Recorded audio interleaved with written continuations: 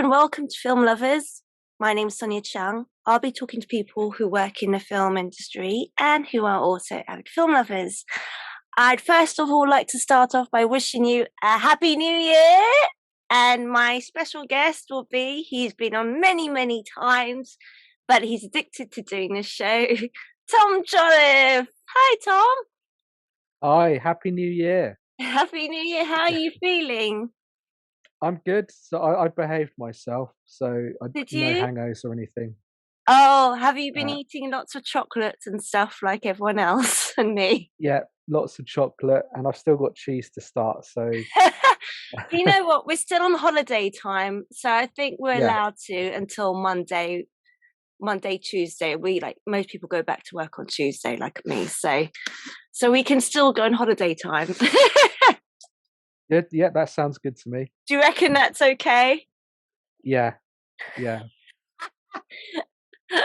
Anyway, so I've got a box full of chocolates still left, and God knows, I've got like 3 sets of chocolates, and so it's all there. It'll be waiting for the new year for whenever I need it. What about It you? saves going out to buy more though, doesn't it? So I've still Exactly. got loads left as well. It's always good to have a secret stash, especially when it's ready there for once a month. You know what I mean? Yeah. Well, I don't know what you mean there.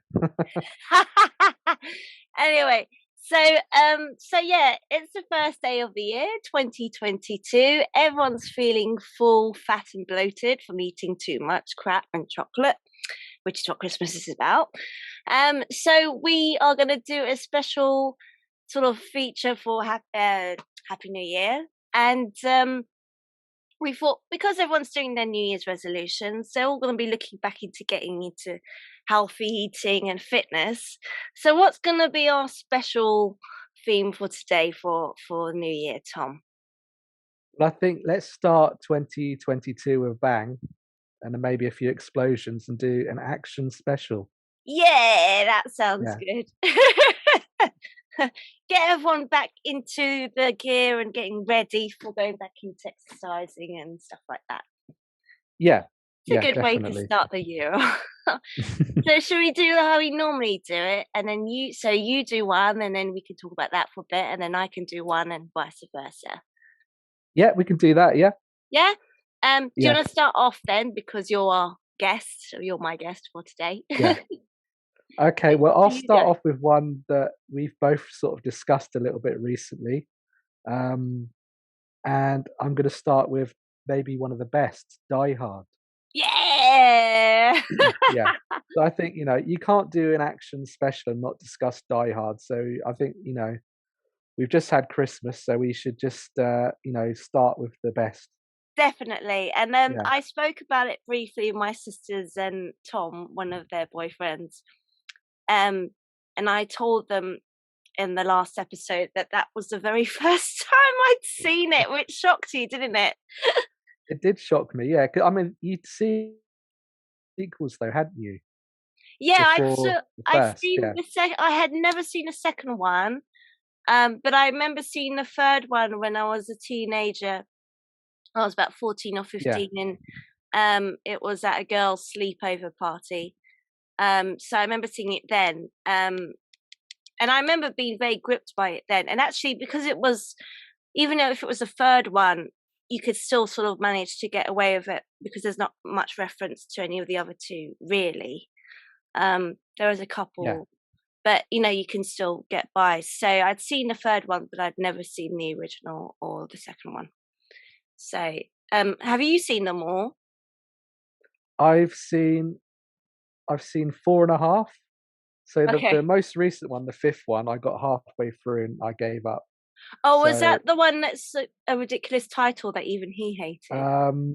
A Good Day to Die Hard, I think it was Yeah, called. yeah.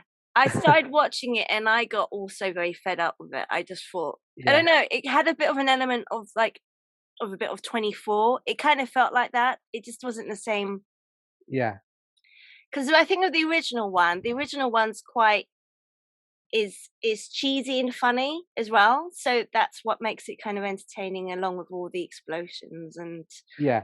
That, And yeah, I think we mentioned it briefly in the last episode, but the first one is quite immediate. So it starts at the start of the night and it goes through sort of just before morning, basically. So it's very kind of fast paced mm, when the Alan Rickman and his crew take over.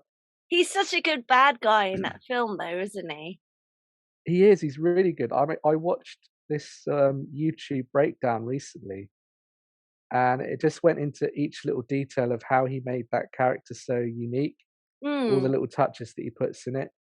Like there'll just be simple things like he's quite possessive of things, so he'll sort of brush his hand over things and touch them as he looks at them and things like that. And he's also very calm in yeah. moments where everyone else is quite, on edge. But he was talking about it. I mean, in those videos. I mean, obviously he passed away a while ago, which was really sad because he was a very talented actor. Um, but he spoke about it and said, well, he never thought about it as playing a bad guy. He just thought about it from the perspective that he wants certain things, and Yeah, actually that's I think a good way to do it, because if you going intentionally playing a bad person, you don't know you're a bad person, do you? You just you're doing it for the reasons that you're doing it for. They feel right to you, even though it's not the correct reasons and the moral ones that everyone agrees with. yeah, exactly. Yeah.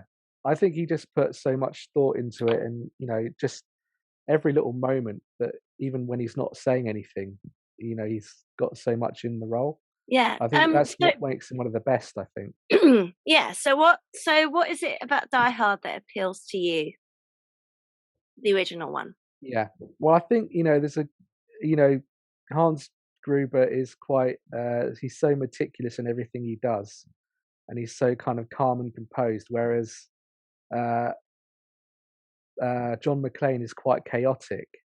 So he goes in feet first with everything. So it's I was quite a going to good say he clash. doesn't think about it, does he? He just kind of Yeah, goes right into it, and he's kind of jumps into it, and he doesn't think. yeah. And because he's like that, he's kind of unpredictable as well, which Mm, is one thing that kind of Hans Gruber kind of he needs a bit of predictability sometimes to because he's so well thought out and meticulous that he needs everything to be quite predictable. But because John McClane is so unpredictable, that's probably what gives McClane the edge in the end. do you think that actually puts Hans Gruber off? If that makes sense. Yeah, I think. Because he's always expecting to be Yeah, one step ahead of John McClane, except John McClane's the other way around, isn't he?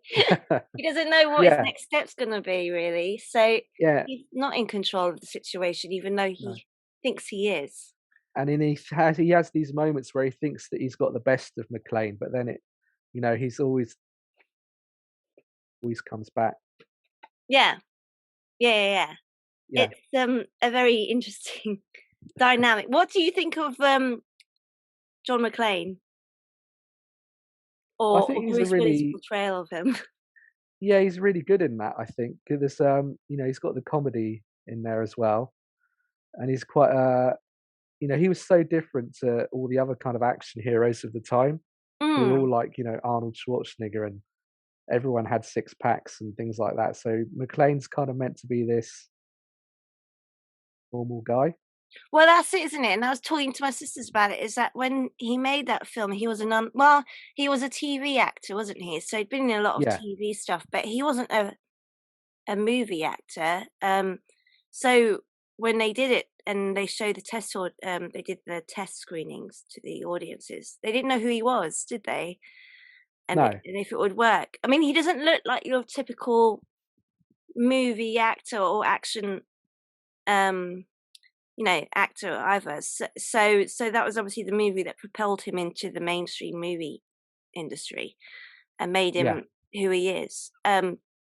But he's also not a typical cop, is he? He's quite. I mean, he doesn't care what the other people think, even in the when he's talking to the guy from Ferris Bueller. No, not Ferris Bueller.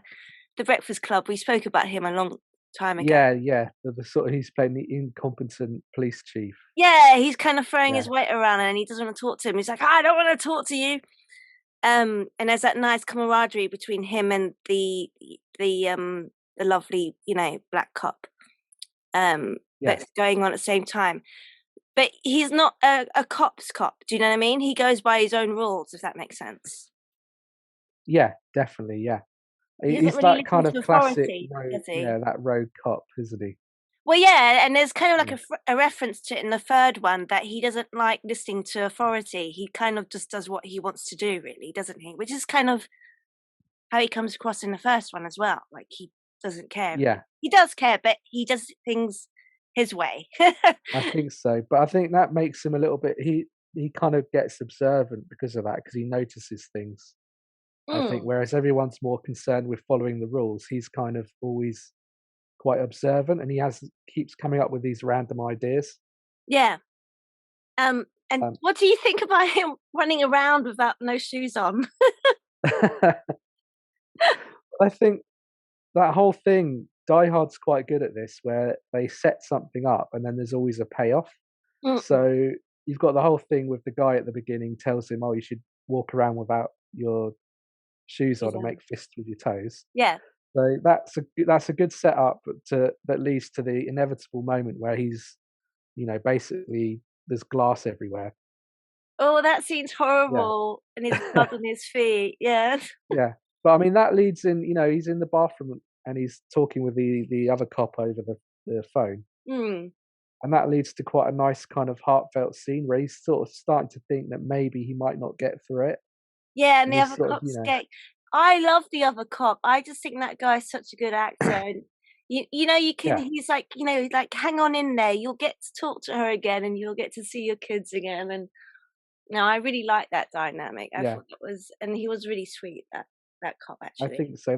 Yeah, he kind of, between him and McClane, there's a good sort of heart to the film, which I think, Yeah, is another element that gives it a good edge, I think, over a lot of the other action films of the time. yeah, yeah, Because yeah. as well as being exciting and funny, it's quite, there's little moments of drama work pretty well Mm, as well.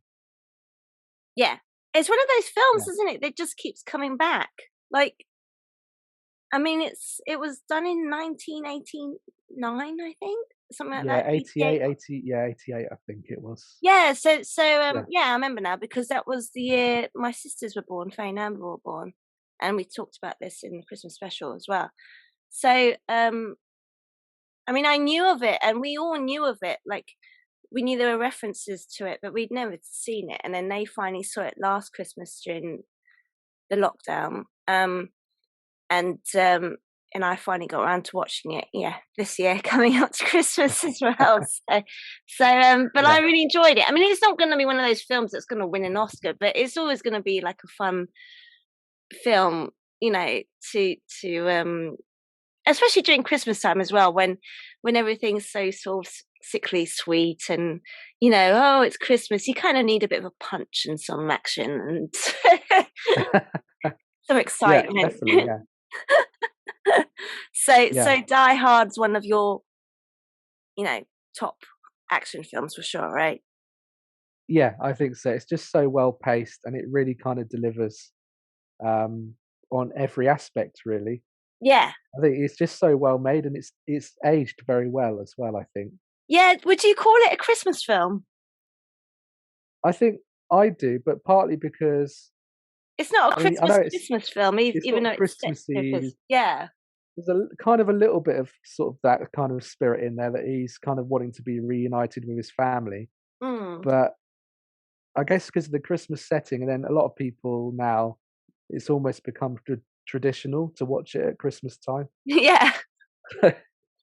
I tell you, like every Christmas without fail, I'll watch Die Hard at some point. Yeah.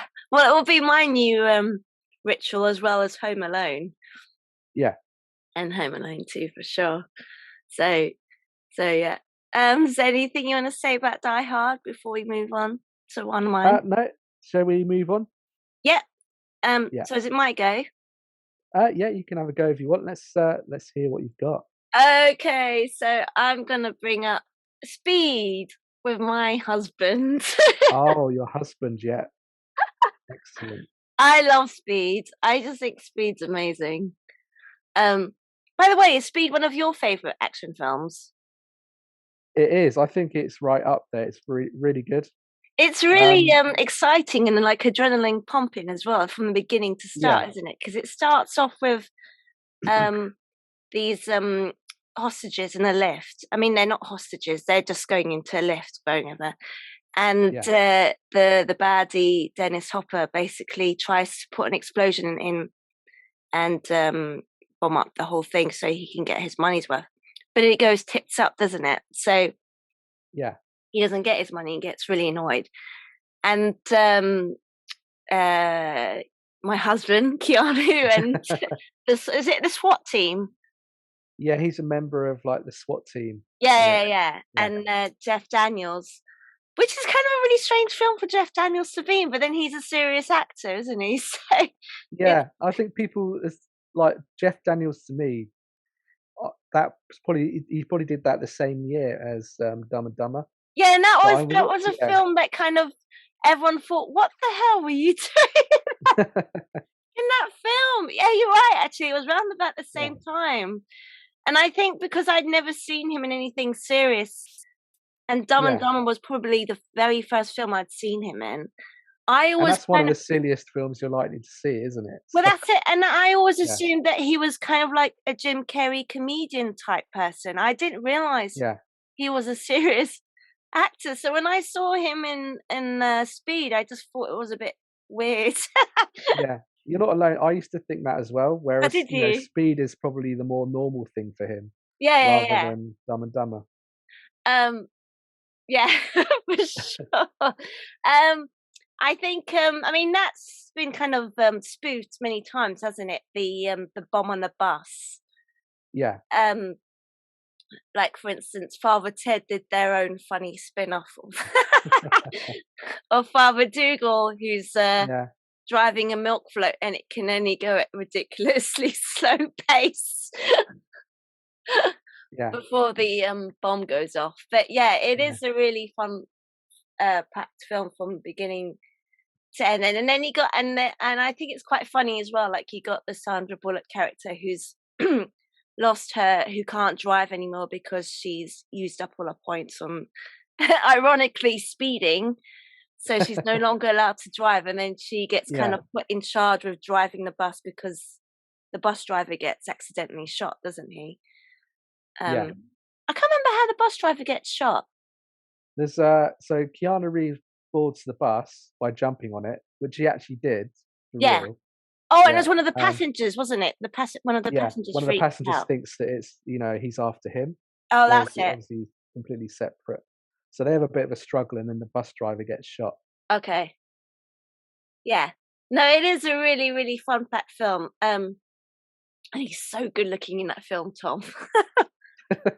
Oh, so handsome. I mean, I think Yeah, I was probably about 15 when I saw that film. Um, and it's a shame actually, because when you see that bus coming at God knows how fast towards the camera, it's really like suspenseful.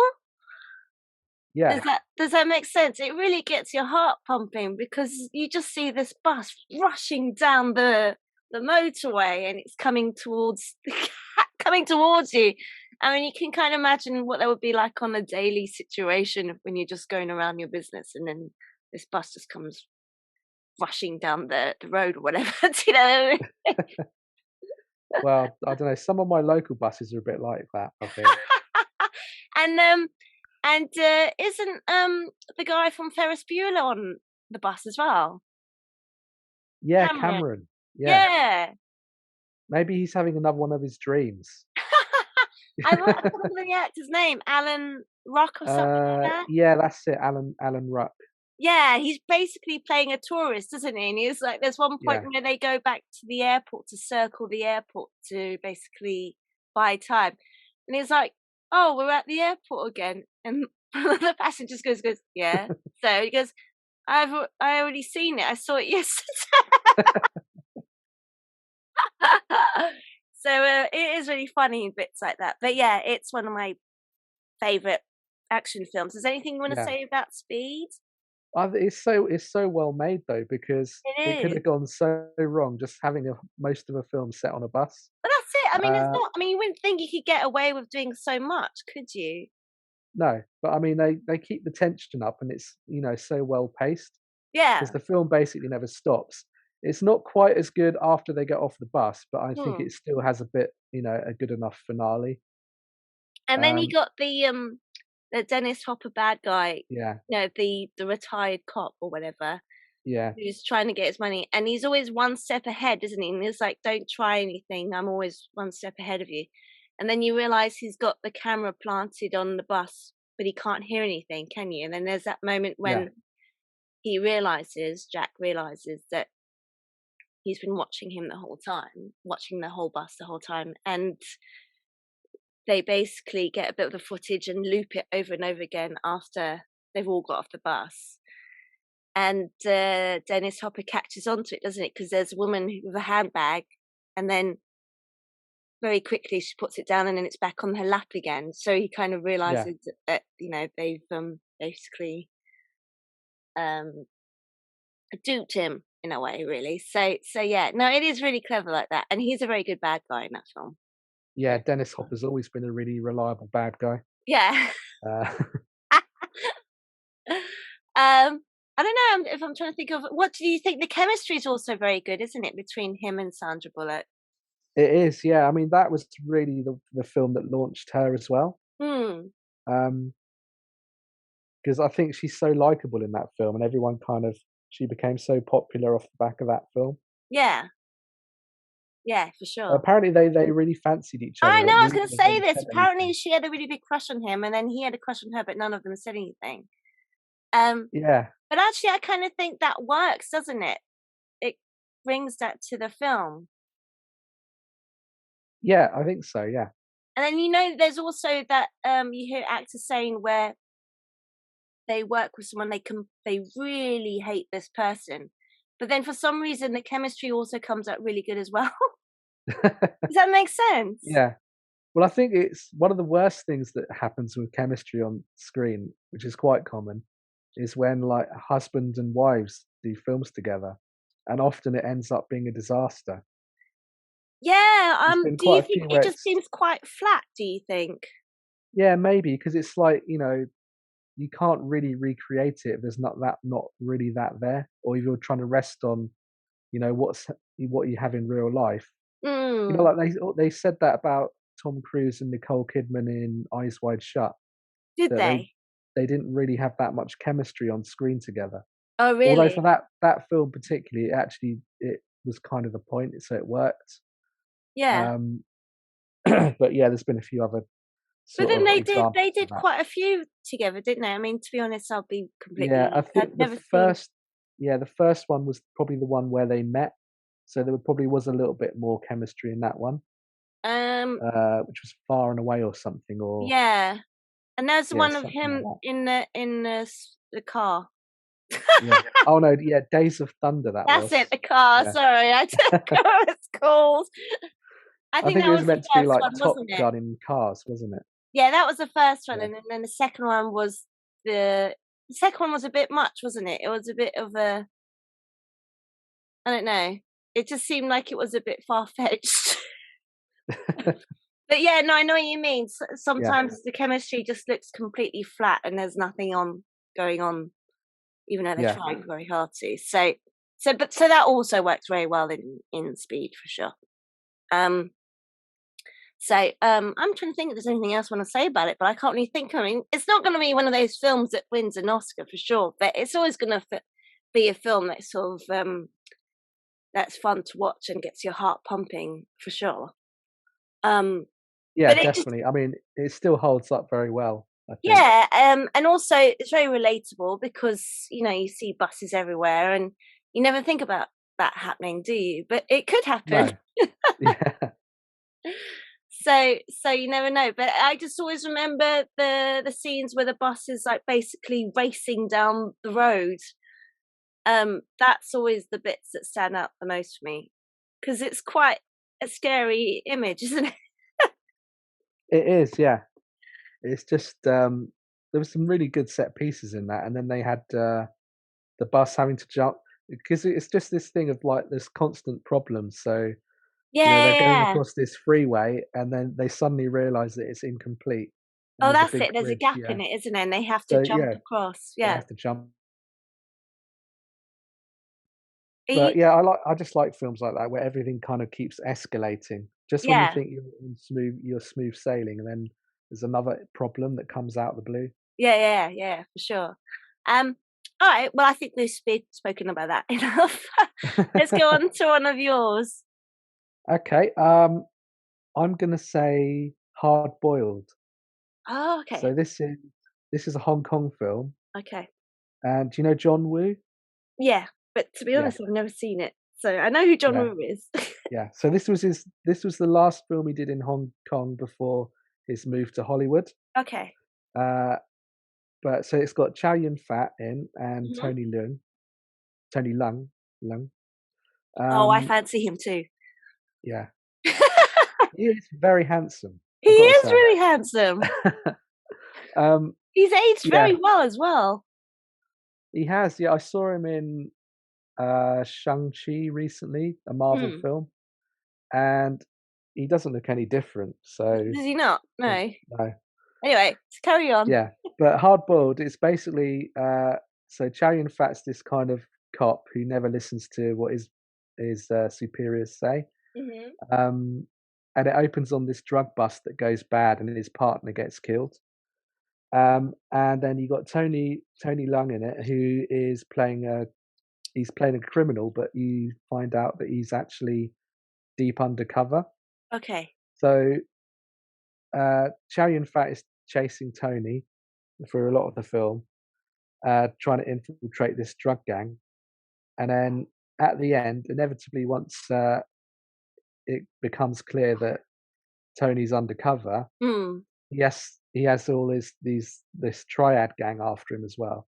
So the Oh, two okay. the two of them team up and take down the drug dealers Okay. in this hospital sequence, basically. So uh, the film's like really renowned for its action scenes. Mm. So this is all kind of stuff that in modern Hollywood you'd have to do pretty much everything in CGI. Yeah. Uh, but this was all done sort of in camera, and it's just one of the last films with really sort of crazy action and stunts. Yeah. And there's all kinds of pyrotechnics going off. Um, it's just wild. There's the whole seat. There's a as well, Yeah. which is Oh, like I was 2 minutes. gonna say, Yeah, sorry, I didn't mean to interrupt you because we spoke about Die Hard and you were talking about pyrotechnics and stuff. yeah, Um, there's a video on YouTube talking about the bloopers of Die Hard and stuff, and they were saying that there's one point where the guns when they're going off. I mean, obviously they're shooting blanks, but the yeah, crew were apparently meant to. They did something with the blanks to make them go off louder. So apparently Bruce Willis is basically partially deaf due to that. So he's yeah. probably I impaired with mean, that. that wouldn't surprise. They did do something a bit different with that. Yeah, Yeah. I I think. think Yeah, it was by the when look of he's it. Yeah, going through the tunnel, that very difficult scene where yeah, not the tunnel, what do you call it? The ventilation shaft up there, and you got the criminal shooting up towards it. yeah, yeah. Yeah, He's sort of stuck in the air vents, isn't he? that's it. Yeah. Yeah, So yeah, sorry, because sorry, you were talking about pyrotechnics, and that just sort of yeah. came back to me quickly. So carry on. Sorry, I didn't interrupt you. But yeah, it's just some of the stuff in it is just in terms of what they do with the action scenes is really crazy. Mm, Um, but John Woo was always, particularly when he was back in Hong Kong first time around, he was always quite character focused. So the characters have a lot of depth to them, yeah. and there's a really great chemistry between Chow and Tony as well. Mm, So at first they've got this friction together because they're basically they see themselves as enemies. yeah. But then when they sort of reluctantly team up, it's kind of it's like Newman and Redford and all those kind of old Mm, classic double acts. So they've got a really great chemistry together, and those two are basically the De Niro and Pacino of Hong Kong. yeah. They're like two of the best actors around. So it's um, just like a really star-powered film. Is it quite an old film, Hard Boiled? Do you know when it came out? It's 30 years old now. Oh Actually, yeah, God. Okay. 30 years old this year. Okay. Uh, yeah, but the set pieces probably haven't been, in terms of shootouts and things like that, and what they did and the stuntmen did in it as well. I don't think anyone's really matched it since. No. Yeah, But they're quite crazy, aren't they? yeah. Something. And this came kind of a year before the Brandon Lee incident. So Oh, okay. after that, there were more safety regulations and things in the Sure. West, but also probably Hong Kong. That was the peak of Hong Kong action, Yeah. where Yeah. Jackie Chan was doing his thing. Yeah. You know that he still did his all his stunts and things like that after that, but they just couldn't match the intensity of what they did in the 80s and early 90s. No, and I was going to say it's kind of a shame, isn't it? 'Cause you think back to Hong Kong. At one point, they were doing really well in the mainstream cinema scene, and now they Yeah. don't seem to have such a big calling, which is kind of No, sad. it's gone, yeah, very quiet because I think in terms of like action and things like that, they're not as imaginative as they used to be, and just maybe not as wild and crazy. No, and Maybe. and also I was going to say when I was a kid, and my dad's mum and me and my middle sister before my younger sisters were born, we'd go to Chinatown a lot during the weekends, usually on a Sunday for dim sum. And then it was always kind of, or Saturday, for instance. And then it was always kind of like a routine where he'd go to one of those Chinese video shops and Yeah. rent out a video. And it was always like, I mean, the amount of Jackie Chan films we saw, Tom, was unbelievable. And my mum was saying, God knows how many Jackie Chan films he'd seen. But then I remember even as a kid, those films were really exciting to see because you don't really need to follow the plot, and especially when you're about 6 or 7, really. Do you know what I mean? You're not Mm. interested in that stuff.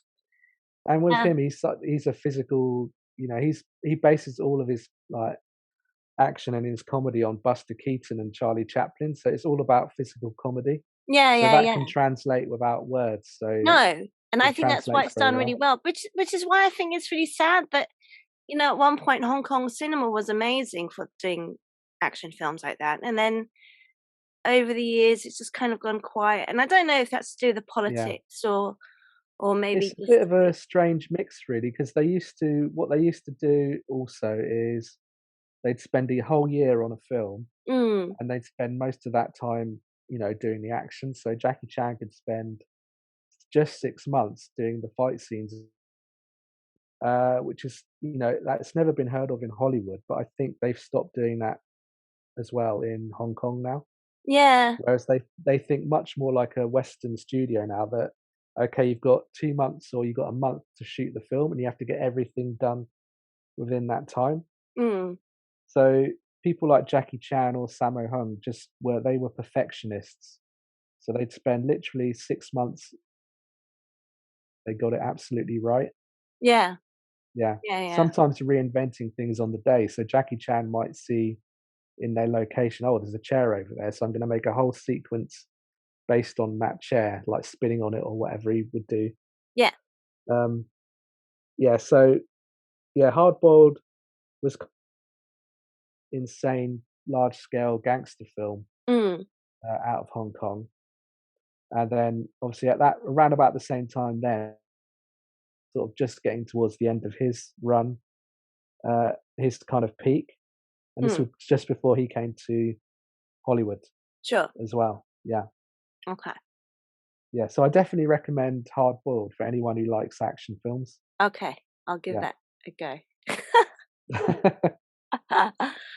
um, so is it my go now? Yeah, you can Um, give one of yours. okay, so it's actually a good link because we were talking about him just now, but you were. So I was going to say Rush Hour. Yeah, I was just thinking about this one the other day. I Yeah, was because talking to a friend about this. Yeah. we watched it on Christmas Day, and well, my sisters and brother-in-law, mum and stepdad Simon. And because we wanted to watch Die Hard again, but they'd just seen it like a week before, my Yeah. mum and stepdad. So like, oh, we don't want to watch it again. So we're like flicking through Netflix and can we go, there's Rush Hour, let's watch Rush Hour.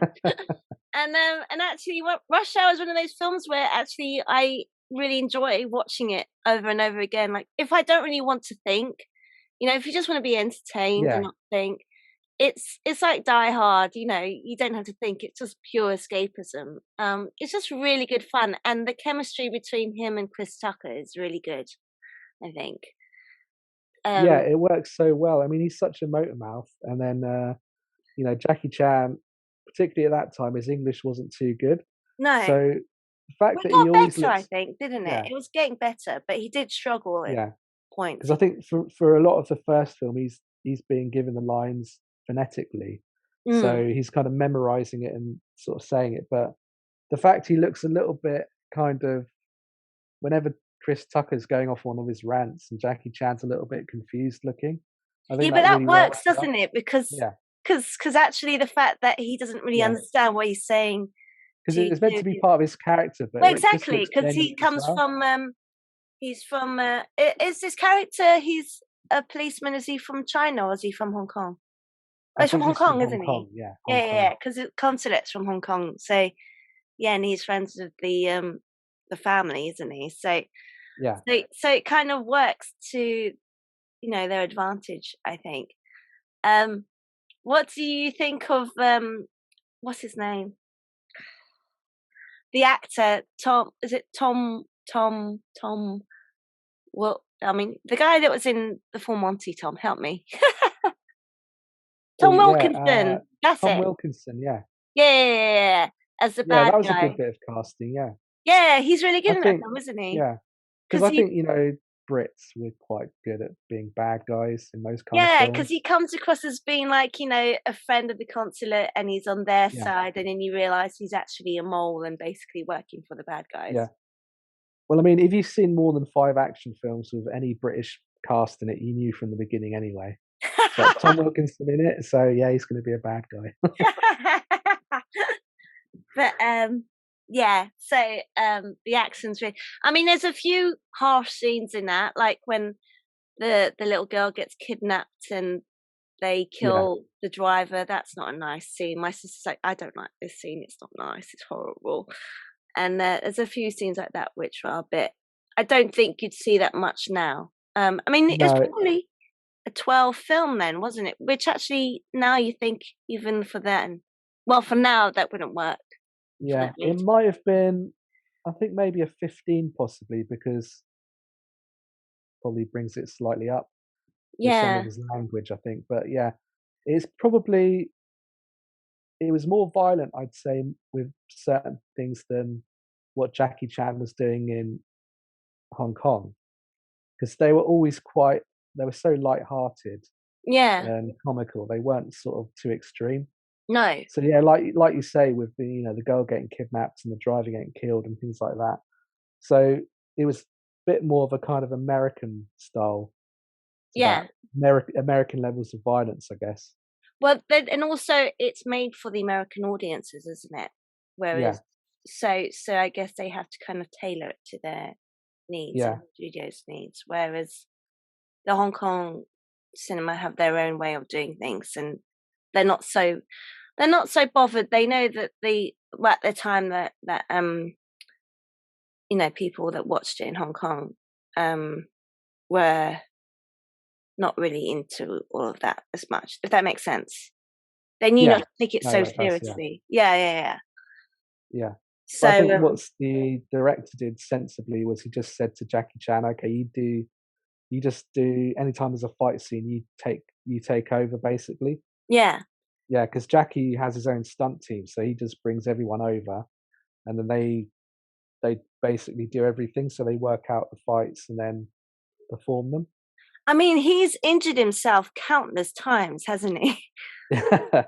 Yeah, it's crazy. Some of his old Hong Kong films, he'd break legs, or he almost killed himself breaking his neck on one film. Was that a scene? I can't remember what film that was, but he talks about that, because my sister said in his biography he talks about that, and I'm trying to see if I I can think get an audiobook about it. 'Cause, Armor of God, I think it was. yeah, He did it. what does he do? Does he jump from the house to a tree or something?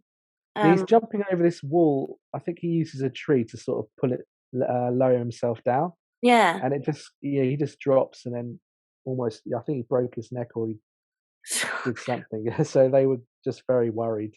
Yeah, well, of course. I mean, it's extremely dangerous. If you Yeah, break your neck, you're paralyzed forever, basically. So, yeah. And he um, landed. He had a quite a hard landing. Do you remember there was one film where he was doing the thing hanging off the clock, and he drops down and he goes through like three um like sheets and ends up um, can't dropping remember. on the floor. Yeah, But it's like it's a proper high drop, and all he's got to sort of stop him is these three kind of sheets that are lowered. So yeah, he injured himself doing that one as well. yeah. It's just I think he's got like a bump in his head as well, hasn't he? Because he's been on a yeah, talk show. Um, yeah. so he's obviously been to the hospital He has, yeah. a lot. But There was yeah, one film he did where he broke his leg, yeah. uh, called Rumble in the Bronx, and then he was having to shoot another film directly after. So he did the other film with a sort of hidden leg cast, Oh, there's and he basically, Lulu. yeah, that's Lulu singing. Was Rumble in the Bronx? Is that a Hong Kong movie, or was that made for the American? It was Hong Kong, but that was the first one that really broke out in America. So Okay. that had like a proper release in America, and that's the one that really got him noticed. Yeah.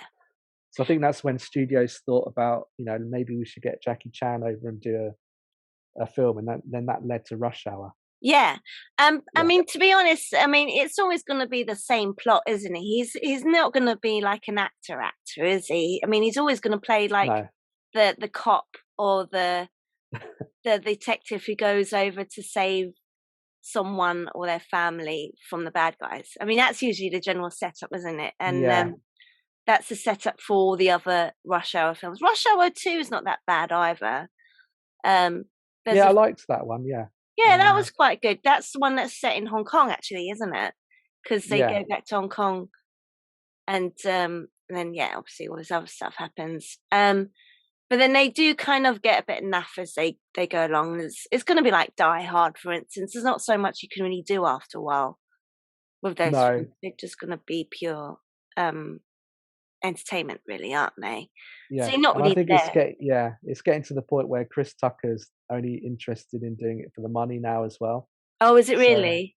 yeah, because he demanded quite a lot to do the third one, Do you reckon? and yeah, he's wanted to have quite a lot to do the fourth one, which has been rumored for 13 or so years now. Yeah, because I did see a talk show where Jackie Chan was talking about that there is possibly a fourth one that's going to be made. But then, do you Yeah. think that the fact that Chris Tucker's asking for more, do you kind of think that now that's beginning to show in the films? Like he's not really wanting to do it, for instance, or not really into. Do you know what I mean? I It didn't think yeah, come he across. enjoys it, but he doesn't do many acting roles now anyway. No, So yeah, I think he would maybe now because time's passed, he'd be happy to come back and do it. But I think at the moment it's just the studios are having difficulty, settling on what they want to do. yeah, yeah, for sure. Um, but yeah, I mean, I think Rush Hour came out in 2000, didn't it? So God, how old does that make us Yeah. feel, Tom?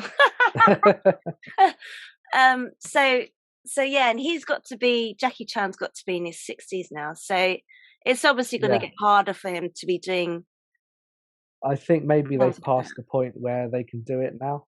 Yeah, yeah, Possibly because I think it wouldn't have the same kind of appeal to it. no, Uh, they could sort of make jokes about his age in the film, or make reference to that. But or he could play the father, and the son could be the next sort of yeah, person to, if that makes sense. yeah, Um, I suppose that could be a way to do it. Yeah, yeah. yeah, So and yeah, but yeah, it is obviously going to be hard on the body, obviously, as the advancing years go by. Um, quickly, because we're talking about Jackie Chan and Rush Hour, etc. Just wanted to quickly bring up Drunken Master. Have you ever seen Drunken Master? I have, yeah. And Yeah, I'm that's a cheating great a one little as bit well. because it's your turn, but like fill us in on Drunken Master because I haven't seen that since I was a kid. I've just seen clips of it, and it's just absolutely amazing. Yeah, it's one of these sort of classic films. Um, it's like the old style of kung fu film that they used to do, Mm. where they didn't usually do many contemporary films. So this was kind of like the first one that made Jackie Chan really famous, and he plays this guy who learns the drunken master way of kung fu, Yeah, which is to say that to perform it, you have to be blind drunk to yeah, and perform. actually, that's a good Yeah, link. Sorry, I don't mean to interrupt you. I'm gonna say a quick story. Um, my dad has a seafood because my dad practices quite a lot as well. Not drunken, not the drunken style, but yeah, we did meet one of his seafood's students in Beijing back in 2008, and that guy is a champion in drunken boxing, yeah. and he Because showed. people don't realize it's a real thing It's as really well. hard to Yeah, do. It takes a very long time to learn, and we met him and his family for dinner. They're really lovely. It was a long time ago. It was during, like I said, 2008. So it was coming up towards the Olympics in Beijing. yeah, Um, really lovely family, and he'd won many championships, and he's well known for that style. And he showed us a few of the moves, and they just look so. The moves are just so I don't know if the right word is lucid. Like they look so yeah. fluid, and like you said, the way they learn is they literally get them drunk because it's meant to be very disorientating, isn't it? To kind of put off the opponent and make them think, "What the hell is going on here? I don't Yeah. know." Do you know what I mean? It never Um, looks that graceful on a Friday night in London, does it? not in their local pub, anyway. No, pub car park. So yeah, that was my quick story. So what were you going to say about Drunken Master, and then we'll go into one of yours. No, it's just a classic. And then, it was very the old style of doing it. And then because Jackie Chan brought this element of comedy to it, he just had this distinct personality. Hmm. And then he took that and he started to take control of his career. And that's when he developed more of a contemporary kind of film. So Yeah, that's why he would have things like Police Story and set in the modern times. yeah. And also, I Yeah, should say that a lot of these Chinese action movie stars, for instance, like people tend to think they just dabble in one kind of martial art, but they tend to dabble in a bit of everything, don't they? Because he yeah, doesn't do any drunken boxing in the later films, for instance. So they're always going to learn a variation of things. Like my dad's done Bakwan and yeah. Kung Fu and So I think Tai Chi. Jackie Chan grew up in the Chinese opera school. Yeah, yeah. So he learns everything like singing, opera, dancing, He's loads of got a very different good martial singing arts. voice as well. Yeah, he does. He's done a lot of songs on his own soundtracks as well. Like the Mulan Yeah, one, because he was having vocal lessons in the school as well. Like yeah. So it's so, just a general. They just did so many different kind of things, mm, encompassing performing and very disciplined as well. yeah. He's So not yeah, well he liked in Hong Kong, is he anymore? no, he's sort of fallen Like in popularity because he's very pro China. mainland. Yeah, Yeah, he's gotten quite political. So that's why we don't sort of see many interviews with him in England, I think. So he's not well. I mean, he's always going to be like a very well loved entertainer, but politically, yeah, and for his all his views now, it's a bit sort of touch and go. So you can like yeah, someone for and admire them for their profession, but then obviously you're going to have a different way of thinking about their views and etc etc. So yeah, in case anyone's not aware, he's not very well liked in Hong Kong anymore because he's pro China and yeah. But I not mean, in China, which has got such a huge film industry now, he's still very popular. So anytime he releases a film, it it's always a success yeah, over yeah, there now. yeah, for sure. Yeah. Um, but anyway, yeah. probably not. So let's go on to one of your favourite action films. Okay. I think you might like this one as well. Okay. So I'll say Terminator 2. Ah, yeah, we spoke about this briefly, didn't we? I can't remember. Yeah. What one did we talk about? In what subject? Uh, Oh, in the Creature movie. oh, yeah. Creature Features, features. yeah. Yeah, that's definitely a good Yeah. action film. Why Terminator 2? Well, I think the first film, I do prefer the first film, but Hmm. that's a little bit more of into the horror genre, I Well, you think. said about this in that one as well. Yeah. It's kind of like more of a slasher film, isn't it? Yeah, it plays out like a slasher, and it was Hmm. based off one of Jim Cameron's nightmares, basically. Oh, is it really? Yeah, so he had this really kind of horrible, sweaty, lucid nightmare about this personal robot or something just Cyborg. constantly after him. It just wouldn't stop. Mm. So yeah, this person chasing you, just relentless, won't Yeah. give up. So that's kind of like how the first film played out. This quite nightmarish. Hmm. But the second film, he takes things up a scale and he makes kind of like a big action blockbuster. Yeah. Yeah. There's a And big difference, isn't it, in genres, yeah, actually. You're it right. is. Yeah. And no, it's just like, you've got Arnie is pitted against Robert Patrick, who plays this like upgraded model. Mm. Um, and there's massive set pieces as well. I think at the time it was one of the biggest budget films that had been released. Yeah, it was, I Yeah. think. So you've got all these massive set pieces and groundbreaking CGI. Do But they I have think, CGI or was because I know they're like yeah, the shots of him being fired at were basically like not yeah. animatronics, but they were kind of like So they did have some animatronics and stuff yeah. and like puppets, but this was like quite a revolutionary film with CGI. So Mm. all the liquid metal stuff, Oh yeah. yeah. So that's all CGI, and that was quite one of the first to be kind of really convincing to Yeah. use it to get liquid kind of effects as well, That was which is amazing, those shots though, weren't they? yeah. And But I did you think know what that they works so hired sorry. I know you go on.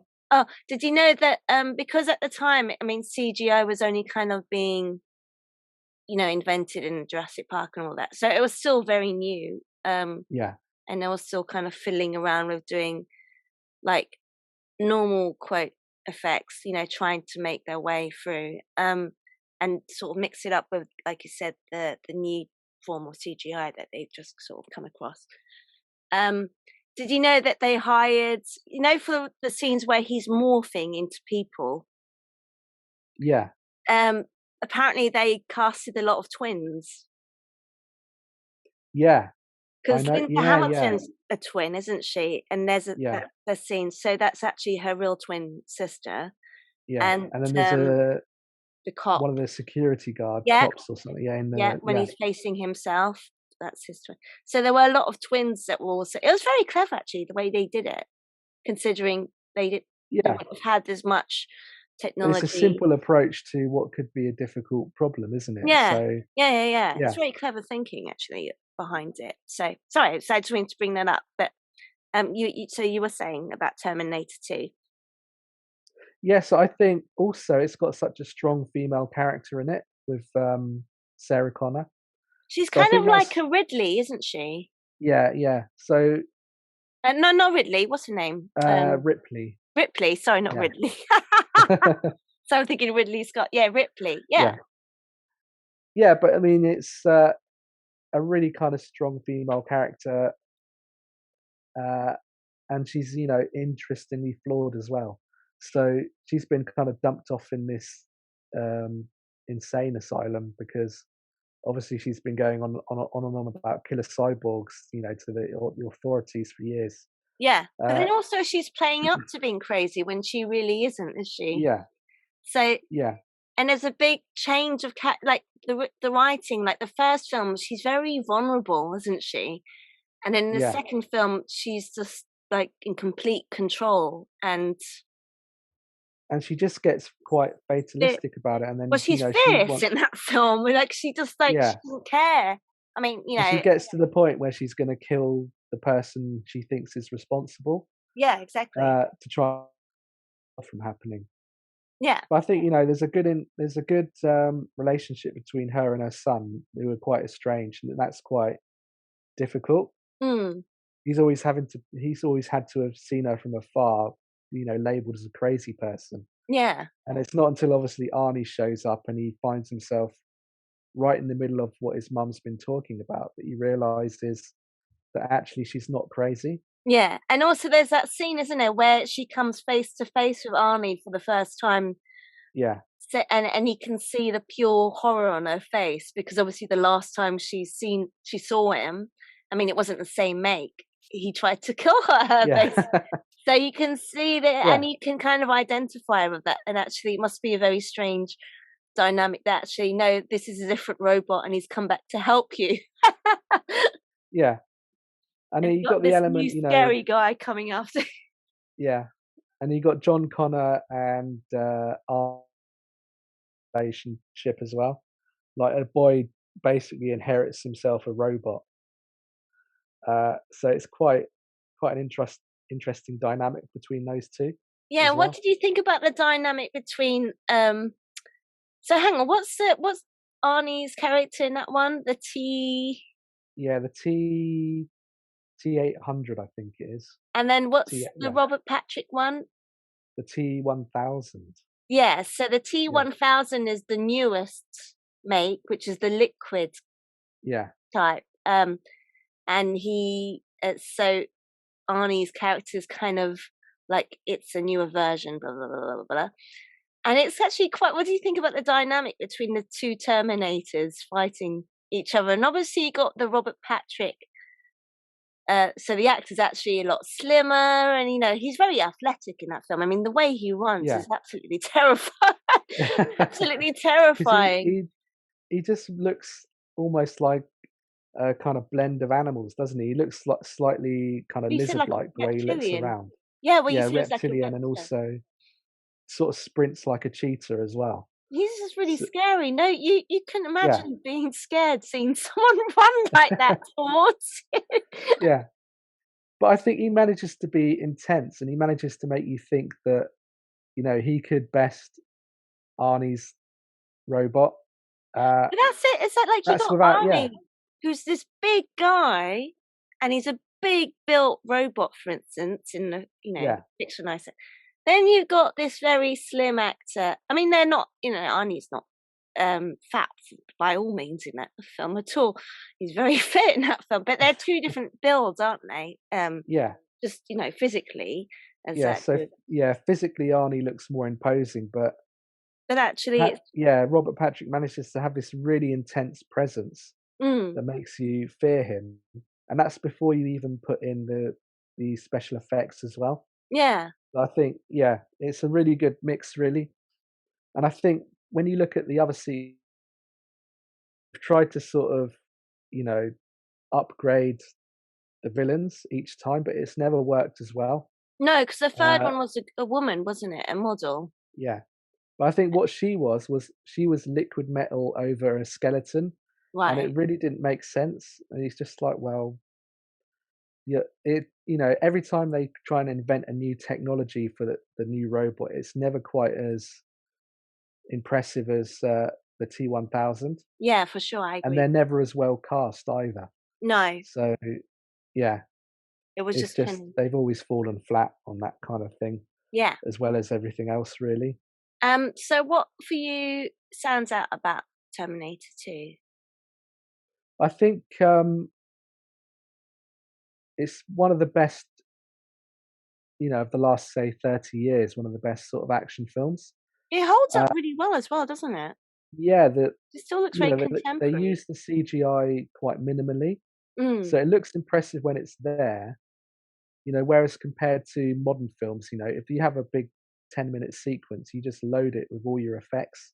yeah. Um, you know, Whereas they used it quite sparingly, which made it more effective, I think. And Uh, sorry. yeah, so I think CGI can date more than certain other things. Yeah, I think it's good to Whereas, use yeah, a mix, isn't it? Because exactly, yeah. So they it they comes mixed it across up very better. well. Yeah.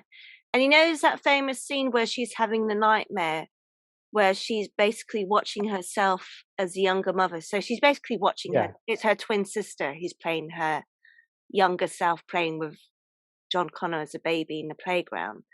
And then you see the nuclear bomb go off and all their skin burning and everything. Wasn't that like a miniature city, not a city, playground that they made, and then they just put off little bombs? So that worked really well, actually. It did, yeah. They used a lot of miniatures in that film still. So all the future war things you see, which are only short sequences, but you see a little bit at the beginning. So they use miniatures there. Oh, do they? Yeah. Okay.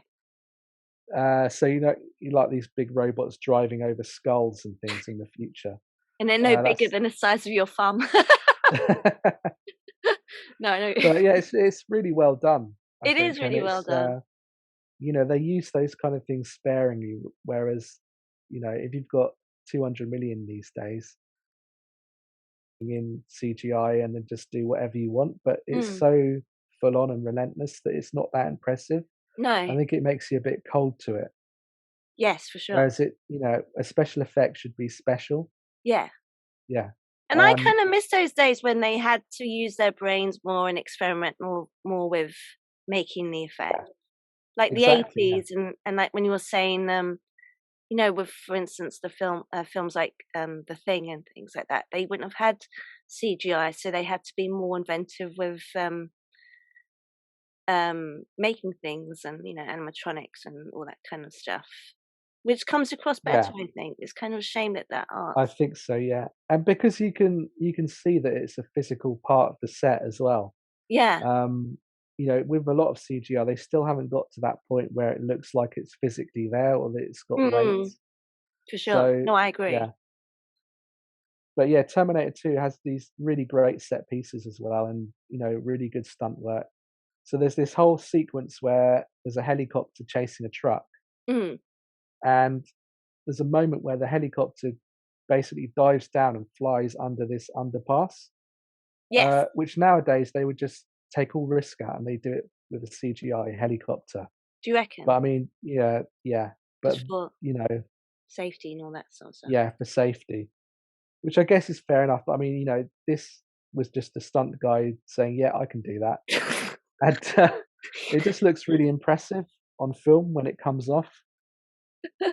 Yeah, James Cameron he really knew how to put these action set pieces together. Is there a reason why they shoot a lot of that at night time, do you think? Is it just because maybe that's the only time they could have gotten the locations, or? It can be that sometimes, yeah. And also, I think it's atmospheric as well. Yeah, okay. So it wouldn't have anything to do with the budget or anything, maybe. It may for Terminator 1 it did, because that was quite a low budget film, wasn't it, the first one? So that's partly why they shot all at night, because it kind of naturally looked more interesting as well. And I guess they would have had more freedom to shoot in those locations, whereas they wouldn't have during the daytime. It would have been more busy. Exactly, yeah. So yeah, that's a bit of a consideration. Maybe not quite so much in the second one, because that's you can almost, if you want to do it all in daylight, they probably could have afforded it. Yeah. Like you said, it definitely contributes towards the atmosphere. I mean, it's. Yeah, so you still got those. You do still have those elements of horror in it as well, and the kind of the creature feature side of it as well. Yeah. So yeah, I think it's just really good, really big. It's a classic big blockbuster action. Yeah, for sure. Hello? Hello, yeah. Oh, you're still there. Sorry if we cut off. You're still here. That's good. I'm still here. So is there anything else you want to say about Terminator 2, or should we move on? No, we can move on.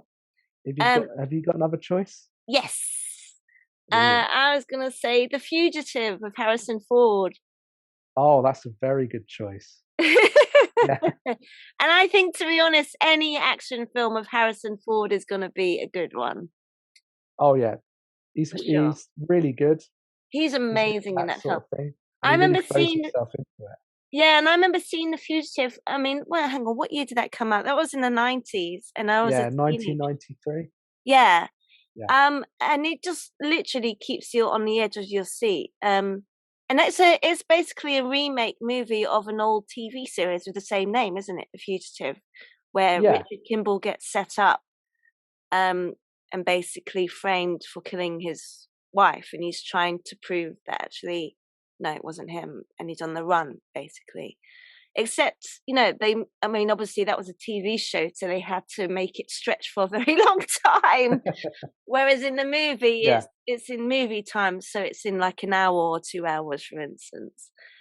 Um, I mean, it's been a while, but it's one of those films that always basically, it's full of drama, it's full of suspense, and like, you've really got this incredibly clever doctor who's trying to prove himself whilst being stitched up. I mean, what stands out for you the most about that film, and why do you like that film also?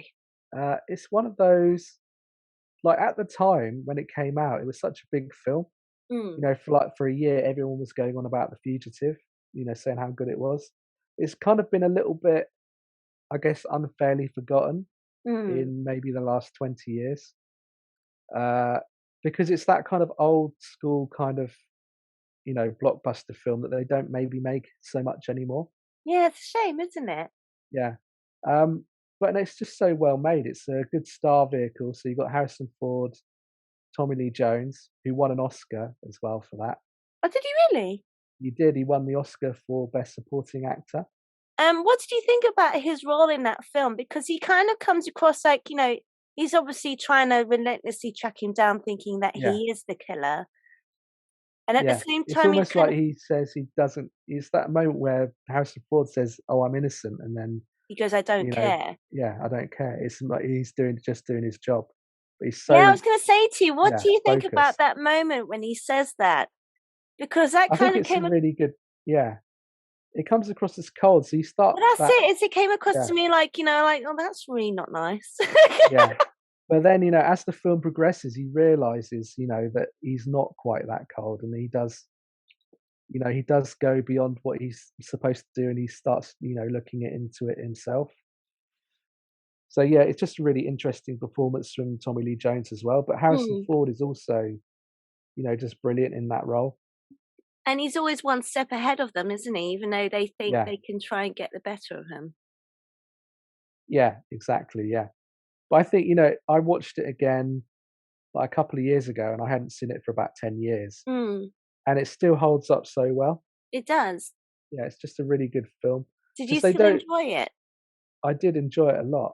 Mm, Where it's brilliantly acted, really well made, and it's just you don't see films like that at the cinema anymore because everything's comic book films now. So yeah, it's a shame, because isn't it? I really like yeah watching those they films. used to do things like that and Silence of the Lambs, and Clear and Present they don't Danger. really make those kind of films so much anymore. No. Well, they're always going to make films that people carry on seeing, aren't they? So it's a bit of Yeah, a vicious circle. So people keep going to watch Marvel comic book films, then they're going to yeah, keep making them. And unless, yeah. the ratings start dropping, then they'll realize that people want to start watching different things. But Mm. I guess that's just, which is kind of sad actually, because I personally think the 80s and 90s were the best era for music and movies because they were a lot more eclectic as well and I think so. Yeah, definitely. original and, But I guess something like The Fugitive, now with streaming and everything, streamers are doing their own films now. yeah, So they can kind of cater for the audiences that don't particularly want to go and see comic book films at the cinema.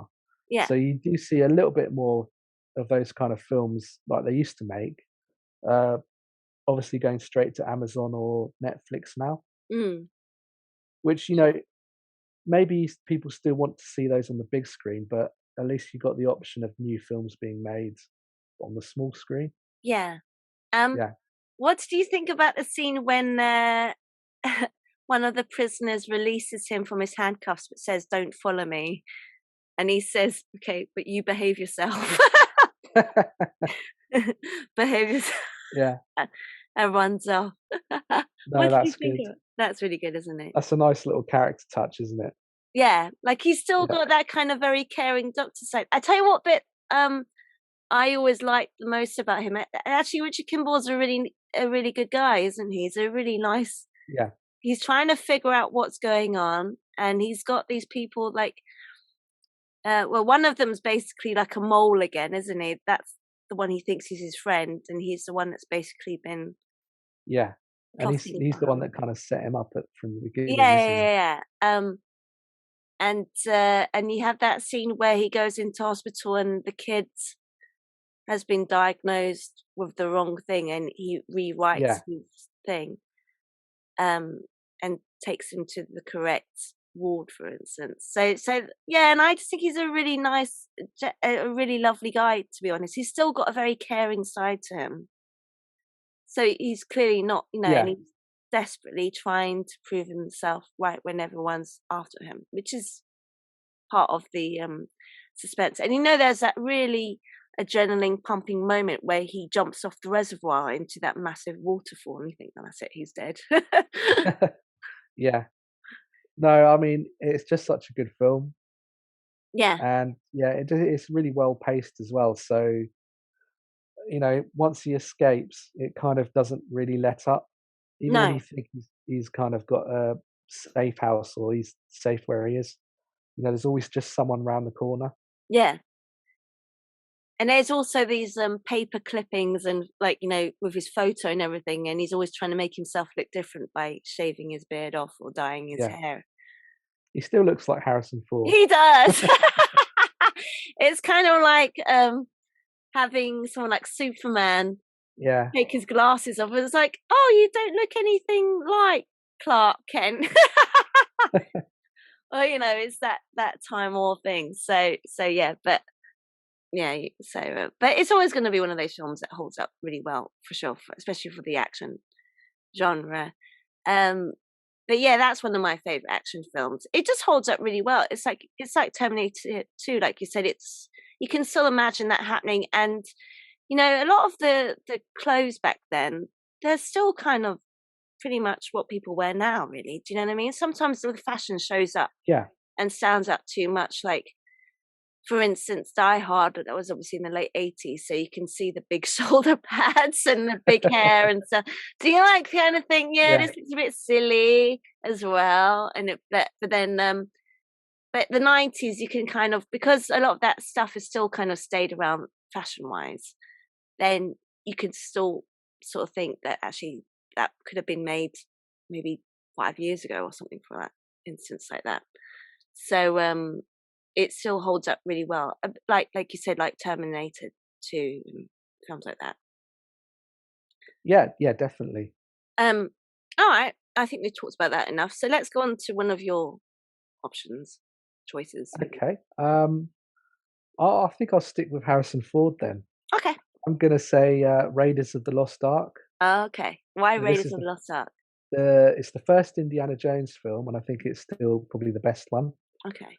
Um, I just think it's probably one of the best action adventure films there's ever been. Mhm. It's just that classic adventure story. Like I rewatched it again last year, and it's still impeccable. I think Harrison Ford's so charismatic, and he's such a great hero in that kind of role. Mm. Um, and then Spielberg was kind of on his A game when he used to make really great blockbusters. I think you've got a really good sort of female character in that film as well. She's quite strong. Yeah. Uh, and then you just got classic. You can't really kind of outdo the Nazis for classic villainy, really, can you? No, isn't there that scene where he punches one of them? I mean, it's been a long time since I've seen it. And then there's a woman look at him and he goes, he didn't have his ticket. Is that from that I film think as well? that was the No third film. ticket. No, was it? Yeah. I think they were Yeah, in that a was the hot third film. balloon Yeah, or something, or one of yeah. those. But I Yeah, mean, all three of the first films were great. I think a really great rollicking kind of action adventure stories. and it's very And then funny as well, isn't yeah, it? Yeah, good Comedy. mix of comedy as well. So I think the first one is that famous one where this guy approaches him and he's got a sword and he starts doing this little display, just before he's about to engage Harrison Ford hand to hand. Mm. This guy's swinging his sword about, doing a like martial arts display, and then Indiana Jones just pulls out a gun and shoots him. Just really blunt. There's no So no, patience. I haven't time for this. Uh, no, it's just like the one of the best ever, and all the kind of chase sequences and fight scenes, they're just really well made. Mm. And Harrison Ford always used to sort of throw himself into everything he did as well. Yeah. He's, yeah, quite a physical actor. But I think all that how that kind of quest thing was really interesting as well. So, he's always hunting after something. Like he needs to find where a certain thing is, so he can find another thing. Mm. Um, and in terms of the first film, I think it just has the best payoff towards the end because there's always some kind of spiritual kind of God aspect as well. So they open up this Ark of the Covenant, and it's the power of God inside, Yeah. which they can't really handle. And there's got this famous sequence at the end where the Nazis are looking inside, and they're all exploding or their faces are melting off. And it's it's a PG film, but it's really violent for what it is. Yeah. Yeah. So It's funny, there's a isn't it, famous, how those films yeah, kind of like we spoke about this, I remember, I think it was in the very first episode, how obviously the classification would obviously be different now. Because I think at yeah, one point we said about Jaws as well was like a PG film, or was it PG-13, something, or PG-12 or yeah, something like that. yeah. It might. I think it was something like that. Yeah, but I mean, it is. It's a lot more. I mean, there were kids watching that thing, and Yeah. obviously at the time it was, you know, okay. But then that wouldn't happen now, would it? So it is quite interesting No, to not so see how. much now. No. And like um, my sisters said very interestingly, they find Home Alone really stressful to watch. And actually, it was on TV recently, the second one, and I've seen Yeah. both of them because that's kind of like another religious one we watch, isn't it, for Christmas, you and me? Oh yeah, But actually definitely. now I find that very violent as well, and I can't handle I can't handle those scenes as much. Uh, there's a few. Yeah, there's a few moments in that. Yeah. So so yeah, that would definitely be and they're remaking it, aren't they? Or they've remade it. So I'm wondering if they've toned down the violence as much as they would have done back then. It would be different to see Yeah. the What? So, Home Alone or Indiana Jones? Home Alone, but Yeah. possibly if they ever made, well, they did make a sort of recent-ish version of Indiana Jones, didn't they? With Yeah. what was his face? Well, Shia uh, LaBeouf. yeah. They sometimes call him shit the bed. And Kate Winslet. Shia LaBeouf, yeah. Not Kate Winslet. What's Kate her name? Blanchett. That's it. Sorry. It was a bit. It Is was it? more archetypal of like modern blockbusters, and Yeah. it's a lot more aimed at younger kids. There's way more CGI in it. Obviously, there's just too much CGI. Yeah. And Spielberg was kind of just riffing a little bit and having fun, Mm. whereas wasn't really on his A game in No. comparison to the original trilogy. Well, and obviously he's older as well, so there's not so much Yeah, he would have been able to do compared to back yeah. then. So I think Spielberg when he does a serious film, he still hits the top. Yeah. But I think when he does the kind of more of the blockbuster things, he's just having a bit of fun with it, and he's maybe not at the top of his game. Yeah. Yeah, he's just sort of passing the time a little bit. But they are actually doing a Indiana Jones 5 quite soon. Oh, are they?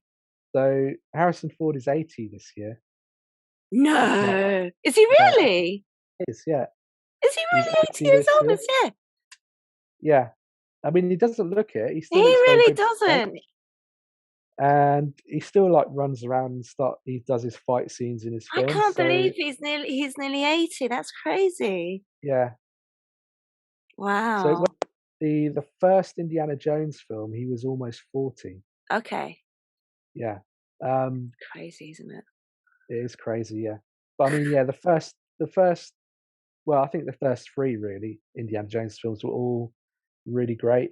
Mm, Just so much fun, yeah, and they were kind of like the golden age of kind of action blockbusters as well. yeah, Yeah, for sure.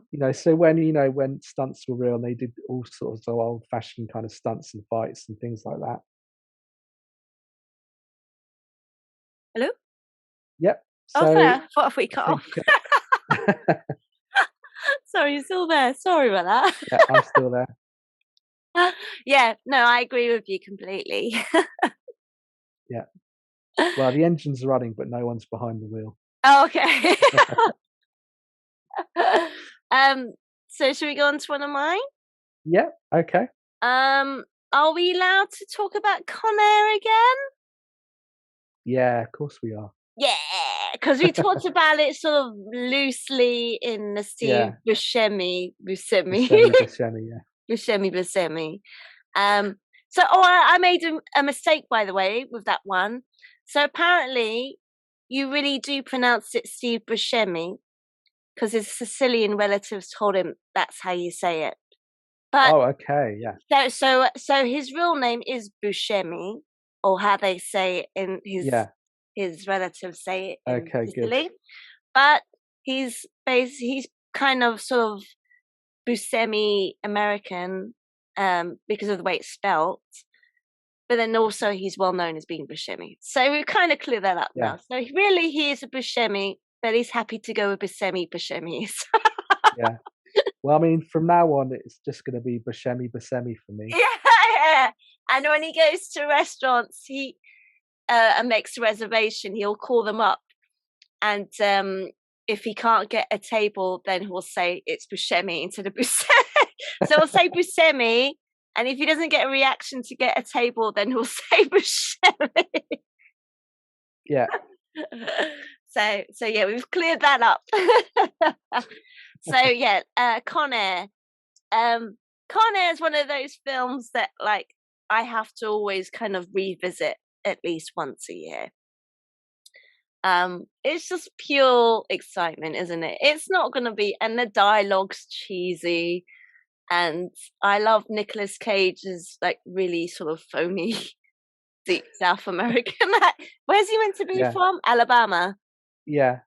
He's And got it's nice long mullet as well. oh yeah, the long mullet, yeah, and his wife waiting for him because he's basically going to be released to see his hummingbird and his daughter.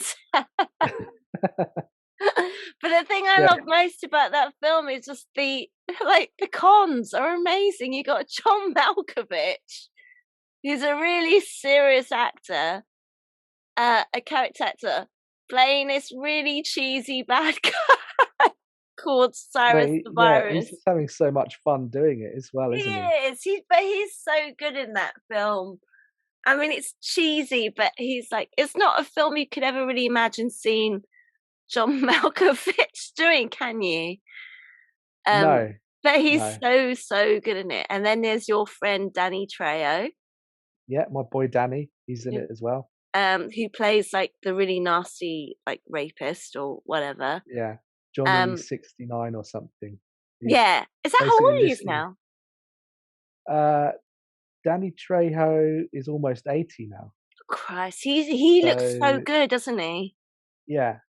Well, I think it's because he's always looked the same age for the last 40 years. Yes, he's kind of like Samuel Jackson or Cooper Gooding Jr. He's aged like amazingly well. Who are the other bad guys? There's Buscemi, obviously. Ving Rhames as well. Who's the guy that was in the Mission Impossible film, the Diamond? Ving Rhames. Yeah. Yeah, he's a really good bad guy, isn't he? He's like he's always really good. Yeah.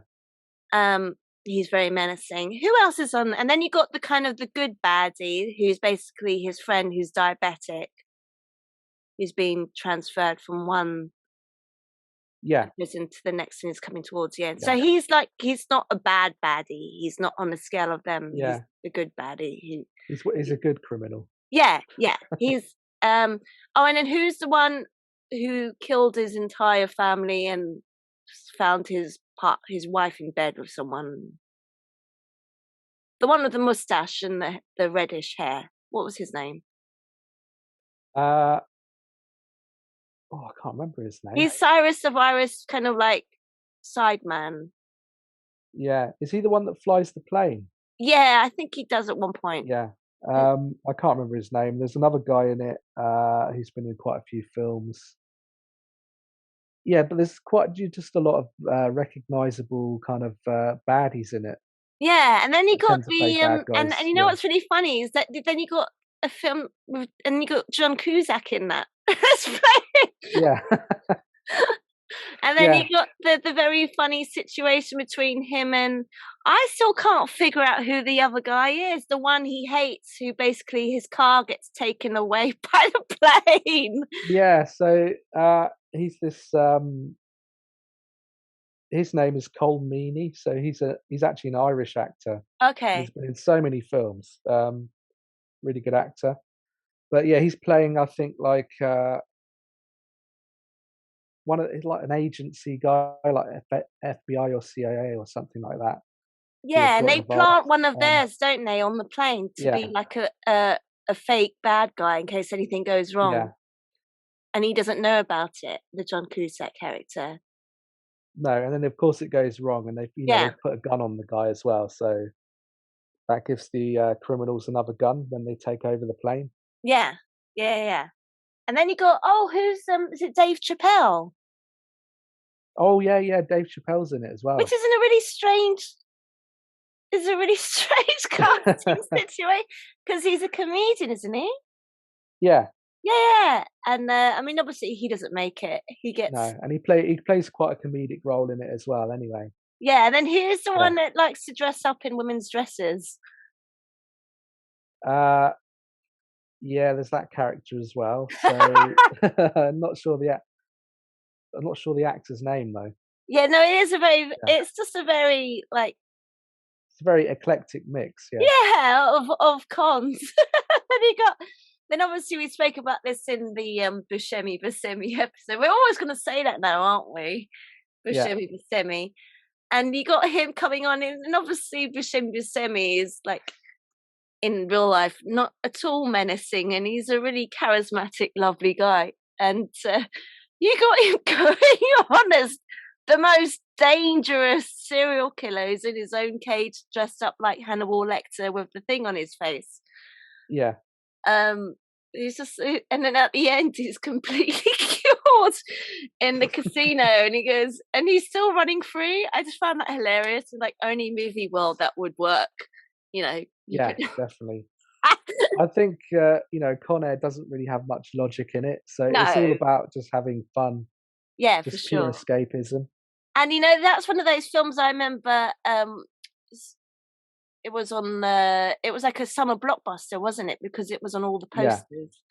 And I remember the posters as well, especially because I went to see my dad in Hong Kong. I think it was just after I did my GCSEs.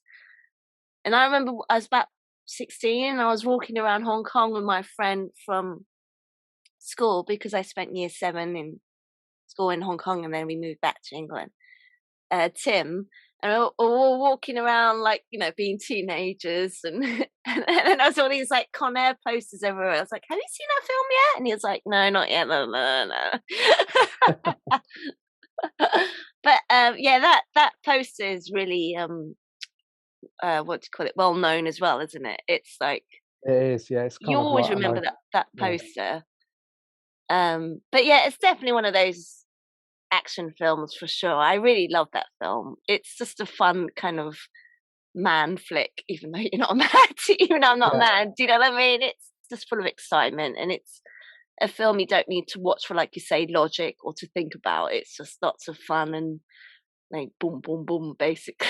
yeah. But I think Nick Cage became like a really sort of unconventional action hero around that time.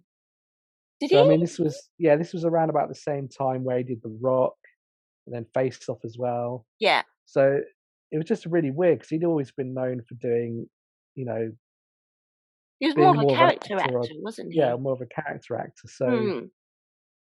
I think that's probably why I think The Rock was probably his first one. Yeah. and then that was successful. That's also really fun as well. Yeah. Um, yeah, and then you know he just carried on doing it. Yeah. Well, it worked for him, obviously. So, Yeah. and he was getting lots of money for it as well. So yeah. So, is there anything you want to say about Conair that we haven't spoken about? No, I think we've covered Conair. All right. So let's go on Yeah. to one of your favorite action films. Okay, I'll say First Blood. So Oh, this I is know this the one. first, yeah, the first Rambo. Oh, okay. So I yes, have a so this confession. I've is. never seen any of them. Oh, okay. So, So you but have to tell obviously me. I know of him. yeah, I know the so you know character. the He's kind of famous. classic image, yeah. Yeah, yeah. No, I know he's So got the long mullet and the bandana around his head, and he's going around killing everyone. yeah, so yeah, Rambo became kind of like a poster boy for those kind of action films. But it was mostly to do with like the second and third film where he's fighting. Firstly, he's going back into Vietnam to rescue prisoners, so uh, he's fighting the Vietnamese in that who are kind of being helped by the Russians. Hmm. And then he's fighting the Russians in Afghanistan with the help of like he's basically teaming up with the Taliban in that. Before the Taliban were the enemy, they were sort of on the other side. So Okay. yeah, so basically he goes around and he's running off and firing explosive arrows and blowing lots of things up. But the first film is a lot more kind of grounded. So the first film was actually a really good film. Hmm. So he's returning home basically uh, after just drifting around a long time after the Vietnam War, Okay. and this is like post Nam, so no one kind of really wants to deal with these soldiers. Sure. He's trying to find this friend of his from the war, like the last of his platoon, and he finds out the friend is dead. So then he's kind of wandering through this town just to get something to eat. The local sheriff spots him and thinks he's like a vagrant, and then he escorts him out of town. Hmm. And then basically Rambo tries to come back in the town, and then the sheriff is thinking, "Oh God, this I'm gonna have trouble with this guy." So he basically takes him away, puts him into a jail cell, and then one of the officers in the station there starts sort of picking on him and targeting him, and this is sort of triggering flashbacks and things because Rambo's kind of got PTSD. Hmm. So it all leads to this big situation where he basically escapes and has to go on the run out into the sort of Canadian wilderness. Hmm. And he's basically being hunted by firstly the local sheriff's office and then basically the National Guard get involved. Okay. So it's like a manhunt kind of film. Okay. But it's all kind of escalates from the fact that he's wandering around and he just wants to sort of settle, uh, just get something to eat somewhere, and they won't let him.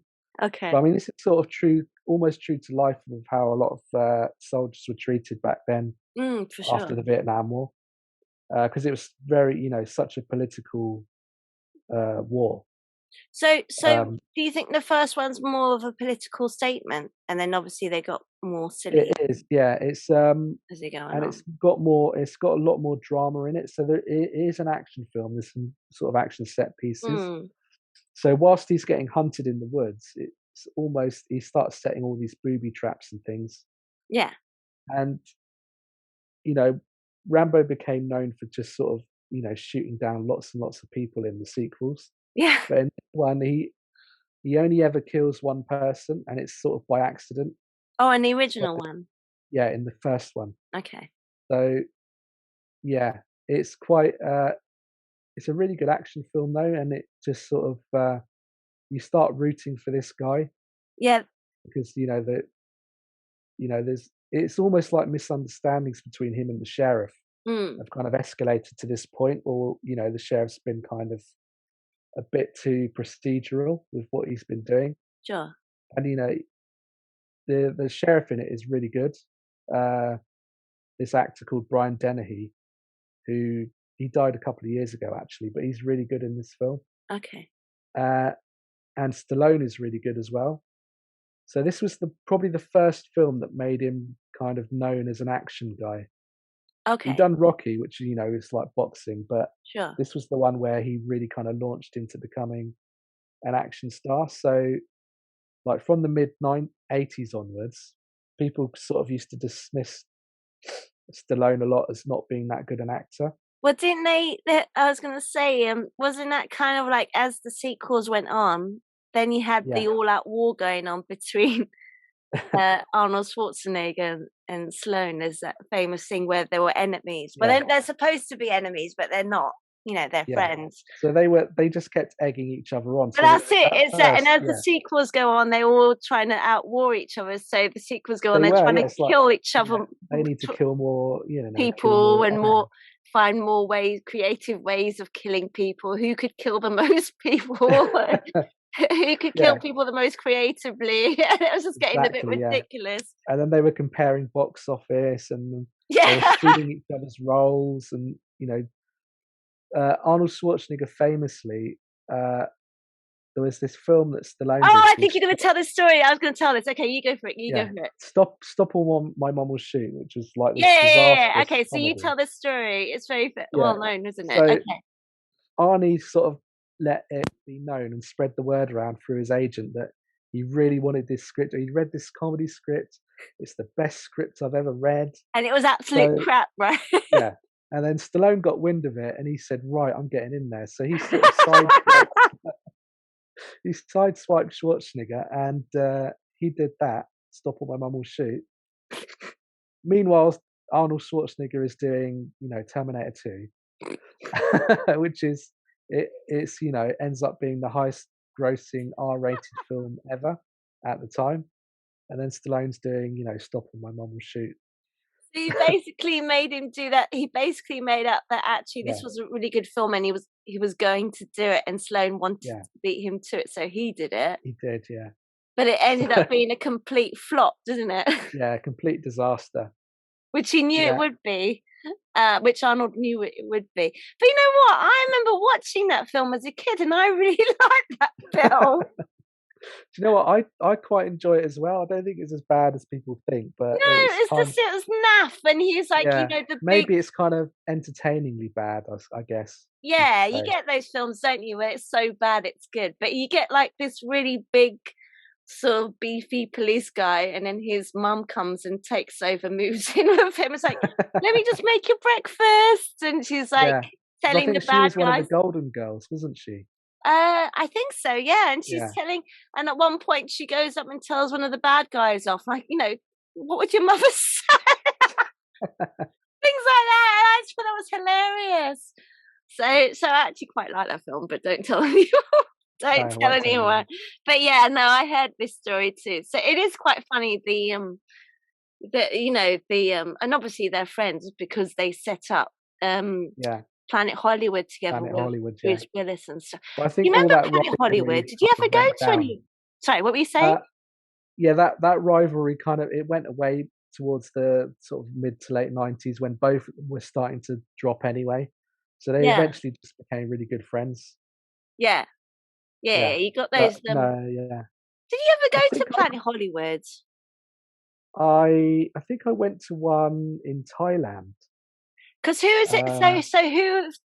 Uh, What three is it that set it up? So it's him, and Arnie, Bruce Willis. and Bruce Willis. Yeah, There was one in London, and I yeah. remember going to one in Hong Kong with my dad. To be honest, I wasn't very impressed with the one in Hong Kong. It's very No, generic, isn't it? It's just I think the one hamburgers. I went to didn't have too much memorabilia there either. Oh, So really? I can't remember where it was in Asia when I was visiting, but they'd obviously only got a handful of things, probably Yeah, because of because it was the mostly like so they sold stuff like sweatshirts and stuff, and they had a yeah. bit of the memorabilia from their films, And so then you get sort of overpriced hamburgers. hamburgers and things. Yeah, Yeah, it's kind of like the Hard Rock Cafe and that kind of thing. Not to yeah, cause very any similar. slander or Yeah, anything, but no, it's over. And then there was one point when they were all trying to solve all these celebs were trying to go into business, weren't they? So they had the supermodel cafe, the model. So it was Naomi Campbell, Claudia Schiffer, and someone else. They had yeah. one which didn't last long and things like that. So yeah, the restaurant industry is very difficult. I mean, a lot of them don't last that long, especially when they're in busy tourist places. Yeah, and when it's kind of done off a gimmick rather than the food, I think that's where you get problems. Yeah, So I don't know if there's any around still. Did it just? I must have gone completely bust. I think they did eventually. I mean, Yeah, the I think it's just also like it's a thing, like a phase, isn't it? So it yeah, obviously came out. The chain obviously came out during the time when their films were really well known and stuff. So it worked for that generation, and then over time, I mean, there's only so much you can do to go in for burgers. You're not going to go in for gourmet food, for instance. You know what I mean? no, Do you know what I mean? And yeah, a lot of the time it was just burgers and fries and they're all very overpriced, but it was for the sake of going. And also I remember one point when I was a tour guide, I was a walking tour guide before I went to study Mandarin in Shanghai. So I was taking these Italian kids around London, showing them all the tourist sites, and we stopped into Planet Hollywood because they wanted to have a rest and go there. And I remember seeing the menu prices, and oh no, it wasn't Planet Hollywood. What am I talking about? It was the Hard Rock Cafe, and the yeah. queue outside the Hard Rock Cafe was like so busy. And then when they went inside, and I saw the prices, and I'm like, is this what we've been Yeah, queuing up for? yeah. So They just get a lot of those places, at least for a time, had a really weird reputation for being so popular. And you just yeah, wondered why they got so popular. well, it's for the notori what do you call it? The notoriety. How do you say it? Yeah, yeah. Notoriety. Notoriety. Is that how you say Yeah, it? Yeah. I'm yeah, dyslexic though, but yeah, of it all. And also because you think, oh, there is a possibility that you could bump into one of them. um and I think there was a Louis Theroux special when he did a special about this, like when he went into those themed restaurants and to see if they could bump into any famous celebs that own the restaurants. And are like, yeah, well, last time we saw so and so's cousin's cousin come in and stuff like that. So yeah, yeah, but yeah, so it's funny how those sort of those films kind of spawned a sort of a restaurant type franchise, and then they obviously lasted a very short time, and then like you said, went bust. It was kind of like a thing at a time, really. yeah, So it's kind of pop culture, really, isn't it? It's going to follow the trend. So yeah. That's it. I think like anything, everything changes. yeah, yeah. Yeah, There's things always fall going to be a in and out of demand, and then fashion. there won't be. So yeah, no, for sure. So we were talking about Rambo. So what do you think about his famous look, by the way? Was that really his hair, or was it a wig? No, that was his hair. Oh, was it really his hair? Okay. Yeah. So it's less like, well, he's sort of got it in the first one, but it's more prominent in the second one. Okay. I think in the second one, because the first one was like early 80s, so it wasn't quite as bouffant with hairspray, let's say. Whereas the second one, there's more volume and a bit more mullety. So that's when he Yeah. starts using the bandana as well. Yeah. Uh, but I mean, the first one is more about this guy and it's how he survives out in the woods. So it's very kind of like Bear Grylls. Uh, he's fashioning himself things to keep him warm. He's making fires and traps and things like that, and he has to sort of find his own food. Okay. So you got that kind of element that's a lot more interesting than the sequels, which are just about him running around Trying to shooting kill as people. many people as possible. Yeah, Creative although ways. yeah. I mean, I do like Rambo 2 and 3 because they're kind of so over the top Yeah. and He so went on much. Jonathan Ross once, Sylvester Stallone, and Jonathan Ross was going through the kill count in all of the sequels. So the first one Yeah, was like one, and the yeah, second one the numbers go higher and higher as they go yeah, along. And he was exactly. Yeah, laughing. Yeah. So but they're going to do those films if people want to see that. So it obviously that was kind of, what it was well known for. But what do you think about the infamous look? Would you do that at a fancy dress, do you think? Uh, I'd have to do a lot of stomach crunches, but yeah, maybe. That's the other thing. I think for the second and third one, especially, he's pretty much running around with no shirt on for most of the films as well. Oh, is it really? Yeah, because at that point, Stallone was probably, so in number 2 and 3, he was at his most kind of sort of muscular and shredded. Well, He'd end up, his peak. yeah, getting down to like 1% body fat, which Wow. is actually Crazy. medically dangerous. Is it really? So yeah, so to get that kind of really kind of cut look on film as well, they're filming in really hot locations, but to get that look where you see, not so much a 6-pack, but like a 15-pack, Yeah. you have to sort of starve yourself a little bit of water. And also, I was going to Yeah, say, you need to you need to make sure you don't drink any water, which is really yeah, dangerous. exactly. Yeah, so Because, he was doing that in the Rockies and the 2 like Rambo Jesus, sequels. that's really dangerous, isn't it? Yeah, Especially when, the human body needs water to survive and stay exactly. Yeah, hydrated to function. So, and in a hot climate as well is really dangerous. It's really yeah. dangerous. So, But I think yeah. Bruce Lee was similar. He had such a low body fat percentage, Oh, really? and people do wonder if that contributed to him dying. To his Basically, death, is that yeah. yeah, from having such Probably. a low body fat percentage. Yeah. It's dangerous, really. Yeah, So, I mean, it's insane what they got away with, isn't it? yeah. But I mean, this was the determination that Stallone had because he was just competing with Schwarzenegger all the time. Yeah. And whilst Arnie is like half a foot taller and much more bigger in stature because he was a bodybuilder, so he was very big. Mm. So Stallone wanted to be more defined, if that makes sense. He wanted more, cuts and you know bumps and things. Yeah. Yeah. So yeah, he was. That was crazy, really. Well, then, like we said, they were just completely trying to outwar each other, really, weren't they? Trying to Yeah, one up each other each yeah. time. And then all So, these other rivals come in as well, and they're doing the same thing.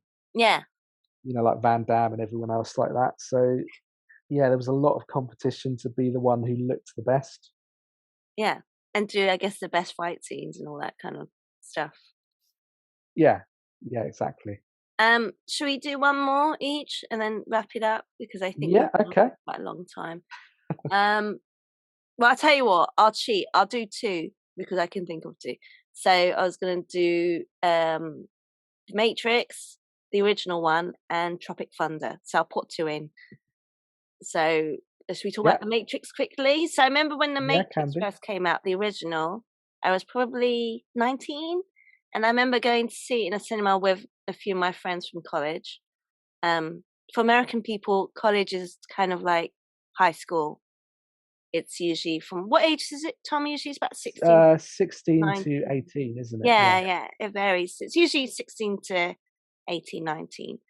Um, and then they go to university, so that's the equivalent of Americans going to college. So yeah. our college is sixth I guess form. it's like American senior years, Yeah, yeah. I'm high not school. quite Yeah, sure how it works, but I know that's roughly how it works, I think. yeah. Um, so, and when we first saw it, I mean, I didn't know what to expect, but it was groundbreaking, wasn't it, when The Matrix first came out? Because the It effects was. were Yeah, I mean, incredible.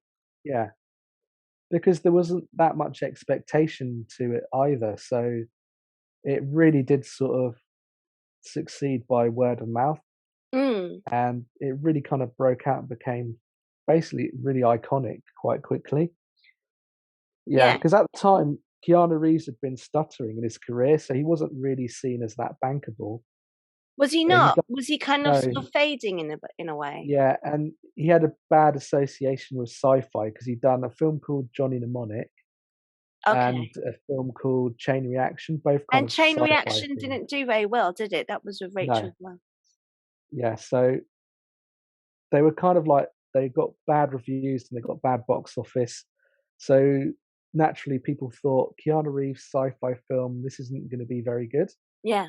Uh, But I mean, the film, just because it was so kind of ahead of its time and revolutionary, and obviously, as you say, like the bullet time and things like that, that really caught people's attention. Mm. Um, and then underneath all that, you have this really engaging story, and there's quite a lot of depth and a lot of references in the original script. And we never saw a film like that, did we? Because it's quite a disturbing dystopian tale Yeah, about society, and you think yeah. that wouldn't have come out. There weren't any films like that at the time. So, It had a good mix of all these different things. So it had the mix with the virtual reality thing. So mm, there was a few films of that before, like Keanu in Johnny Mnemonic. Keanu Reeves has a little bit of like the virtual reality thing in that film. mm. Um, and then you had other things like Lawnmower Man. Oh, yeah, yeah, Uh, yeah, that's a good yeah, one. Yeah. so that's one element of it. Then you've got the whole, technology taking over, which is like Terminator-y. Mm. And then they throw in like Hong Kong style action as well. So Yeah, it's where this you've got the really martial arts interesting going blend. on, Yeah, which was also, I mean, they trained really hard, didn't they, for those scenes? yeah. I think like for at least 6 months before, Yeah. and this Um, really started in interest in with Keanu Reeves in kind of he's martial art. kept up martial arts, you know, since then. Yeah. He trains a little bit when he does, and he retrains, when he needs to, like with John Wick. So Mm. he'll learn new things for each film. It's very demanding, isn't it, to learn, Yeah, for it sure. is. I think. Yeah. Um, So I mean, yeah, I how old mean, was he when you made that one, the first one? I mean, that was gotta be 20 years ago or so, 21 years ago or something, because I was yeah, 9. 23 years now. And now he's coming up to 57, isn't he? Yeah. I think he But was about 34 when they shot it, and it came out when he was 35. okay.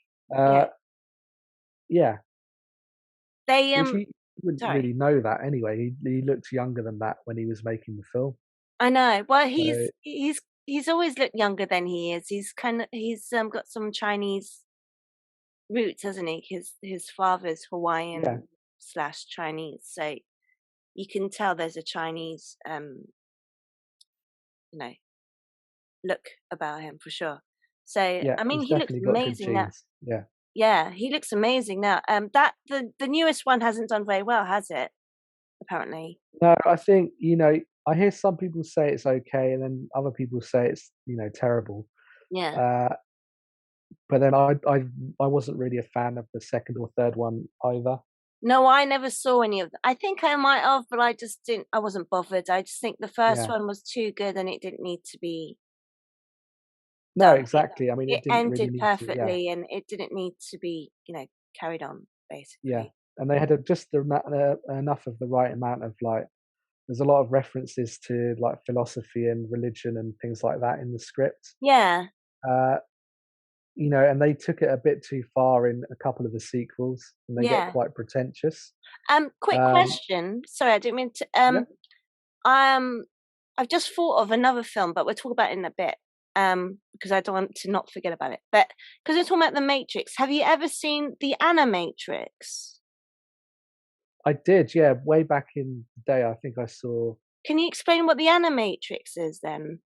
That's more sort of Japanese Yeah, animation, it was isn't like a sort of. They had a manga tie-in it? done with the Okay. film.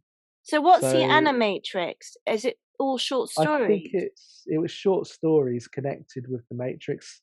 So I Okay. think it was connected with that world, not always entirely connected with the main characters. Oh, okay.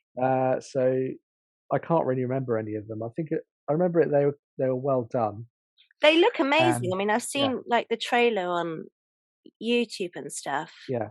Um, And but there's a like you. couple of video games as well that they did to tie in with everything. Oh, okay. Yeah, Okay. Um, cool. All right then. So, and okay, let's go on to one of you. Well, I was going to say Tropic Thunder quickly, but then I'm kind yeah, of regretting saying Tropic Thunder because I think can we count that as an action film? It's yeah, action comedy, isn't it? yeah. I mean, It's it basically just spoofs action films, so yeah, it's like it still spoofing one follows of all those those. Yeah, Vietnam War. I mean, it's absolutely ridiculous, isn't it? And it's not very yeah. PC on now terms. It's No, I think you'd struggle to get away with it now. You would, and I Yeah. just like. I mean, there's the infamous scene. I mean, one you'd never guess that Tom Cruise was in. Is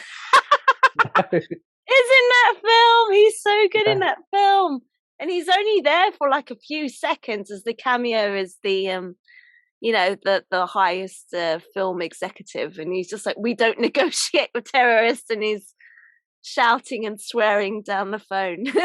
Yeah. As what is he, Les? Les Grossman, I Yeah, think and it he's got was, those something like really that, big arms, and he's a player, isn't he? yeah. But it's just such a funny film, and yeah, it's like you said, it's spoofing all those action sort of Vietnam wars, especially. There's so Yeah. um And it spoofs actors as well, and the kind of lengths they go to in roles. Quite, yeah. how pretentious the actors can be sometimes as well. Yeah, and then you got the Robert Downey one who's playing what was that famous quote he says? I, Uh, I'm a dude pretending to be another dude or something like yeah. that.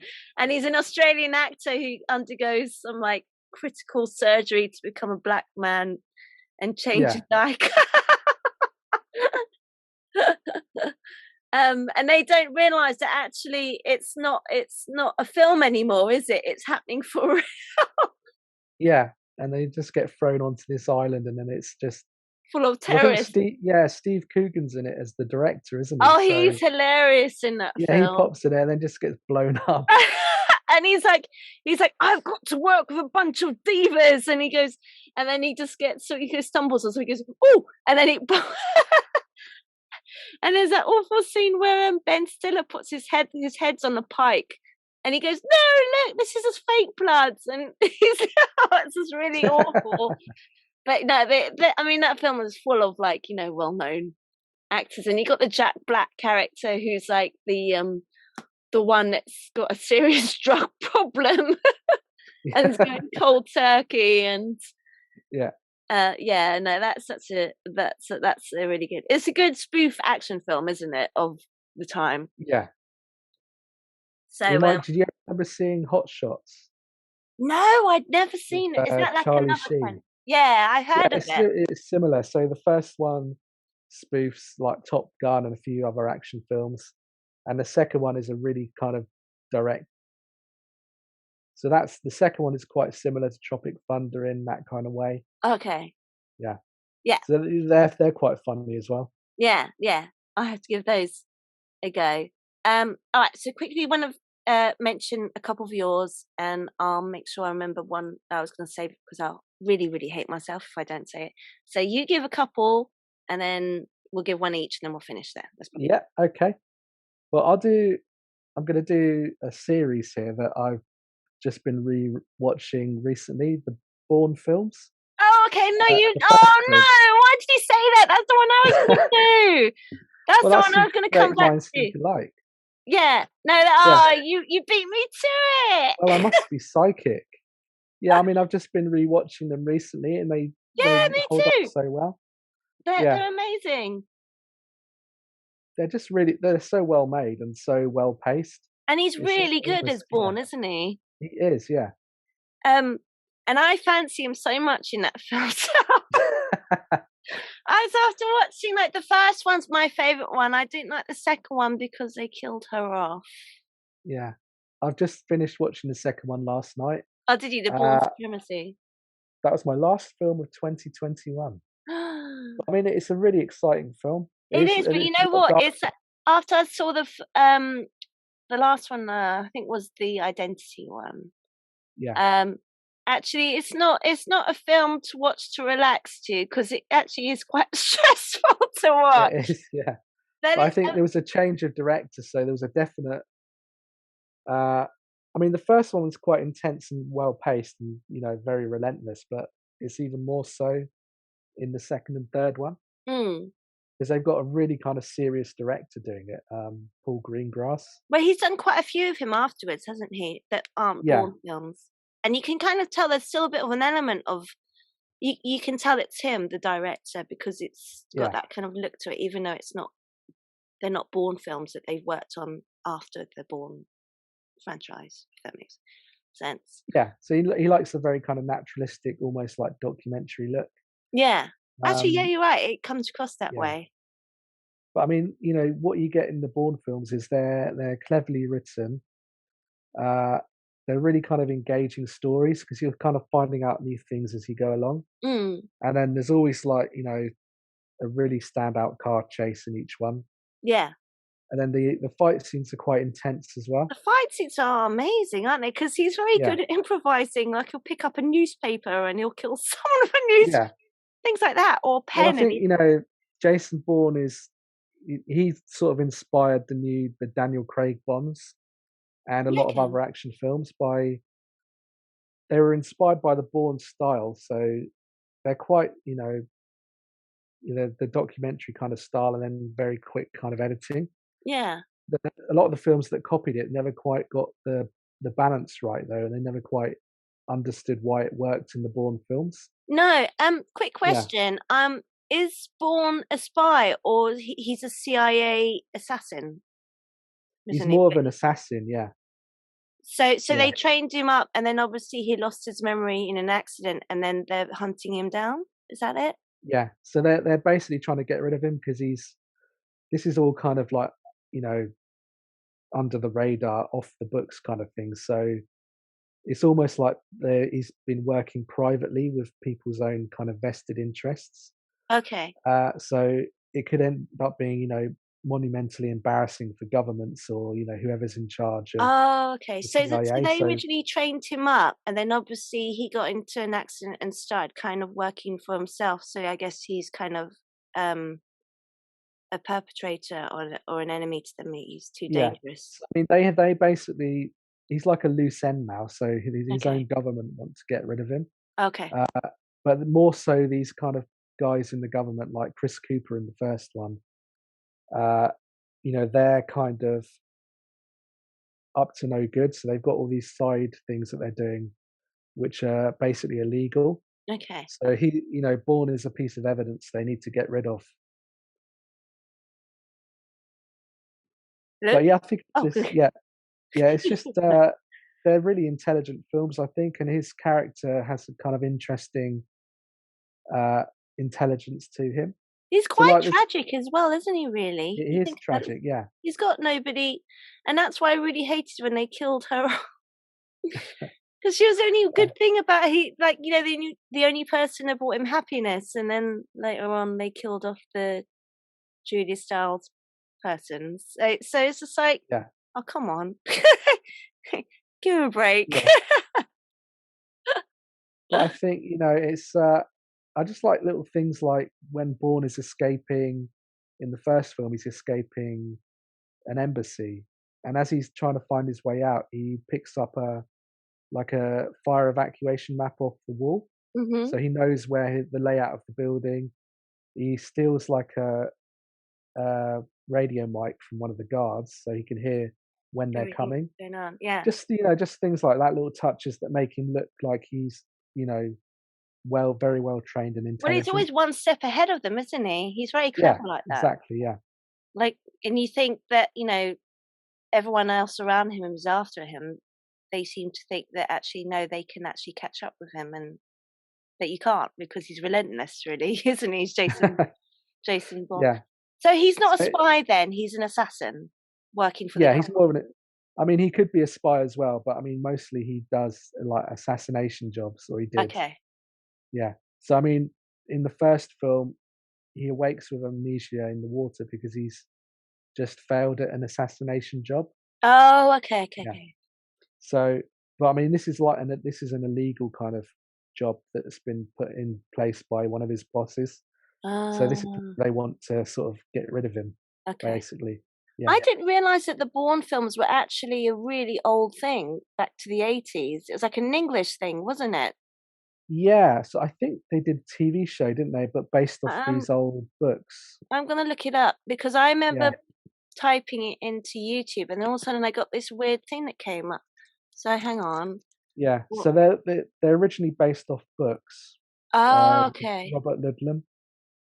Because the original film, what do you say, Robert? Robert Ludlum. Love, love, love, Yeah, Ludlum. Lud. But yeah, he wrote Oh, the original novels, um. which is a long-running kind of series, I think it was. So was it a TV show? I think they did make a. They might have made a TV show as well. I think. Yeah, no. Oh, no, no, no, no. I've got it now. Yeah, because I remember seeing it briefly on YouTube. It was a TV miniseries in 1988. Yeah, So they obviously rebranded it and remade it with Jason. I mean, Matt Damon yeah. to make it a movie release, etc. franchise. So yeah, but and why do they carry on making them? I mean, they didn't do very well afterwards, did they? They had I think so. You had the original trilogy, which had this long, basically, is an arc that goes through the first three. mm, This story of him trying to find out exactly where he's from, basically, and clear his name. And then they came back and did a spin-off with another character, uh, who was that who's played basically by? Jeremy Renner. Yeah. Yeah, so he's basically playing another assassin from the same kind of upbringing. Oh, okay, but he has nothing to do with Yeah. Jason Bourne. He isn't Jason Bourne. He's not Jason Bourne, but it's Okay. just that he's basically another Jason Oh, Bourne kind of okay. Character. assassin. Yeah, yeah, yeah. Uh, and then they brought Jason Bourne back for a separate film again, which all that really did was kind of retread on the first three Yeah. and No, kind that of was do the like in same kind of thing again. Yeah. 2016 or something, wasn't it? But I mean, that was surprisingly boring, I thought, when I watched that one, Oh, the really? the latest one, because it just repeats too much of what they've already done. Yeah, it was just for the sake Whereas of it. in the original trilogy, they sort of they had this good thing where it ended, and they've done that kind of storyline, but then they go back and try and do it again, Yeah. uh, and it just wasn't as well paced either. So there's a lot more kind of people sitting down and talking, lots of exposition, and it just feels very kind of slow compared Yeah. to the first three. I can imagine it must have been. Is it still the Yeah, same director, Paul? it was, yeah, which was the surprising thing, really. It Oh, just felt really? like they were doing it for the sake of it. Yeah, well, I probably were, to Um, be honest.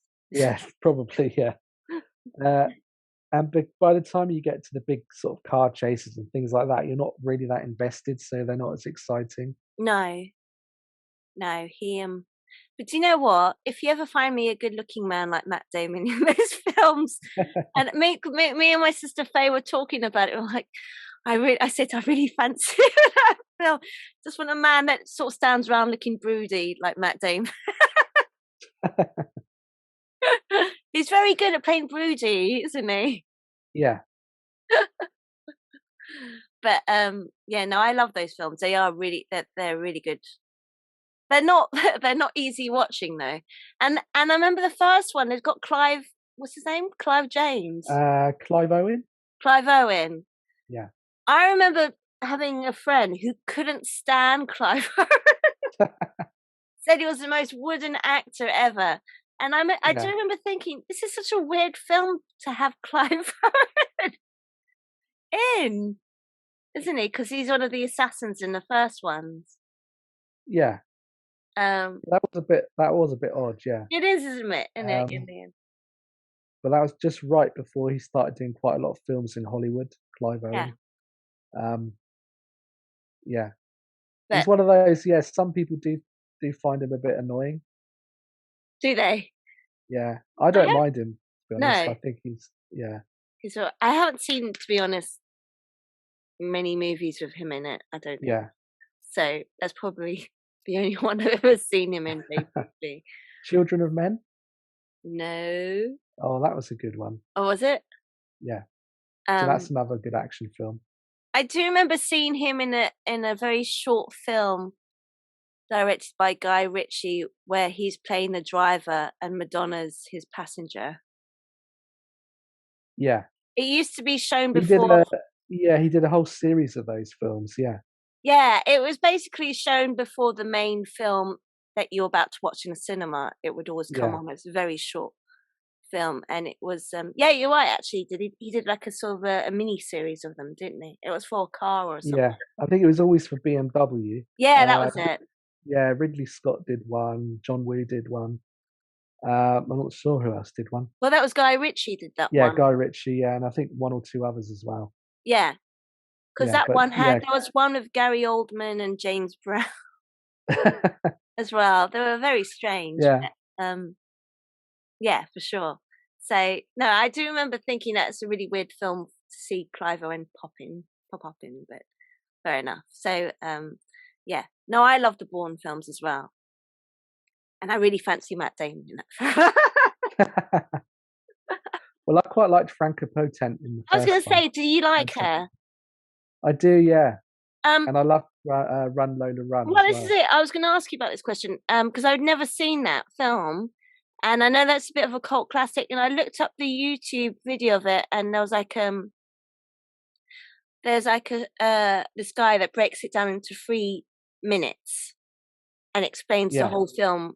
And actually, it's quite an interesting concept yeah, for a it's a film, little isn't bit it? like It's like, sliding doors, that kind of thing. well, she's just running for the whole thing, but then you realize Yeah, why. It's this whole concept that actually she's trying to save her boyfriend from being killed by these um yeah, loan and you sharks. see it. Yeah, you see it played out 3 times, Hmm. and each time, every decision has an impact on What happened? the outcomes. So you see it from Oh, I different see. kind of thing. It's a So little bit like sliding doors. yeah, Yeah, so does that mean that the film has been kind of done 3 times then? a And little bit. Yeah, it's like 20-minute segments, okay, uh, and and with then each, yeah, yeah, it's a bit like sliding doors, isn't it? Like you missed a moment, like say for instance, the car might come out yeah. and So for if instance, you talk to this guy, it then would 20 prolong the minutes next later you'll end up situation. dead or whatever. Yeah. Oh, okay. So are they basically 3 or 4 different outcomes every time? So they just show 3 different outcomes, Okay, but each time there's a slightly different decision that's been made, okay, or slightly different decisions throughout what she's doing, which is basically trying to get, find money for her boyfriend who's uh, basically in need of money to pay back a gambling debt yeah, with gangsters. Yeah. So she's trying to find this money to stop him from going in and robbing this store. yeah. Yeah. No, Um, that's a really good film because it's um, just relentless and non-stop. but it's going to be before midday, isn't it? So is Yeah. there actually? Do you actually know what one is the real outcome, or it's up to you to figure out what one the real outcome is? Uh, it's probably you can figure out which one it is, but I think maybe it's like a third time lucky thing. So the last one is the kind of the outcome that is The you real want one. basically. Yeah. Oh, okay, okay. Yeah. So the other two are kind of like what could happen if, say, something Yeah. happened, and If she makes the wrong decision or yeah, yeah, yeah, she yeah. stops to talk to It's someone. quite a clever way of filmmaking, is it? I mean, I Yeah. saw bits of it, and they do bits of animation, and they do bits of shots of camera shot, like photography shots, and he's very inventive of the way He he was, makes. yeah. I mean, it was a really good debut for the director, but then he never quite lived up to that afterwards. Oh, really? Um, so he co-directed a film called Cloud Atlas with the That did directors of quite The badly, didn't Matrix. he? Yeah. Yeah, that did. Yeah. So I think he directed part of that film Okay. with the Wachowskis. So Mm. yeah, he never really kind of took off after Run Load Run. Yeah. Well, I guess the thing is, and it's like we're talking about the other films, like the out action films, is that when you do the original, then you've got, and it does really well in the box office. Then you've got a lot of hype to live up to, don't you? So because Yeah, you've set the bar really high. Um, and it goes like that with anything. I think. Like, can you imagine if I mean, you hear stories about this, how like a debut um artist, for instance, releases their first album and it does amazing. And then the second one is like, because everyone's anticipating how well this is going to do. Do you know what I mean? You've got a lot of pressure yeah, on you. And it's a bit like, TV shows like 24, for instance. The first show was so original and so exciting and nobody'd seen that when it came to making a second one, they had to try and lift the bar up and make it more, I guess, do you know what I mean? It's a very hard thing to do, I think. It can be, yeah, especially if you like Donnie Darko, the director of that. That became a cult classic, and then he failed to live up to that after that one. Mm. But he got too indulgent too quickly by doing things that were very kind of like Donnie Darko is a weird film, but then he got even weirder with his second one, Oh, and really? almost too indulgent in what he wanted to do. Yeah. Whereas maybe if he'd played it a little bit safer, he might have had a bit more luck going forward. Well, you mean like if they pace themselves more and not sort of Yeah, a push little bit. so Yeah, much into it? yeah. Yeah. Yeah. No, it is a hard thing. So anything else you want to say about the Bourne films? I can't believe you beat me to the Bourne films. I was gonna say that, and I thought that'd be a good way to end it. Yeah. Anyway, yeah, Well, great minds think alike. Anything else exactly. you Yeah. want to say about the Bourne films? No, I think no, they're brilliant. Yeah, the original trilogy, I think it just stands on its own, and you don't really need the other two. So yeah, just the first three. He brings such intensity to it as well, doesn't he? Yeah, Um, he does. Yeah, and also you got the famous ending, the Moby yeah. Each song. time, yeah, Yeah, that's such a good song to end it, isn't it? It's like maybe there'll be another one. It's just well known for the ending now, yeah. like that. So yeah, but for sure. That must have made Moby very big. Like, well, he already was really, really big at Yeah, that time, I wasn't he? think it made him it made him very popular. It made him a lot of money anyway. Yeah, for sure. And he did. Wasn't he on the soundtrack for The Beach? He probably was. He was also on the soundtrack for Heat as well. Oh, was he? Yeah, the because he did a reworking. Oh, he did a couple of things. He did one was a reworking of a Joy Division song, and Okay. then he did another song at the end of Heat, which is quite a famous soundtrack song. Yeah. Because it's Yeah, funny, isn't it? With Moby, he's been going on for a really long time, but actually nobody really knew of him. I mean, they knew of him, but he kind of got yeah, really big when the Play album came out. And when the Play album came out, like literally everyone had that copy, didn't they? That album. Did you have it? My sister had it. We were always listening to it. it must have sold out because you and your sisters had them all. Did you never have it?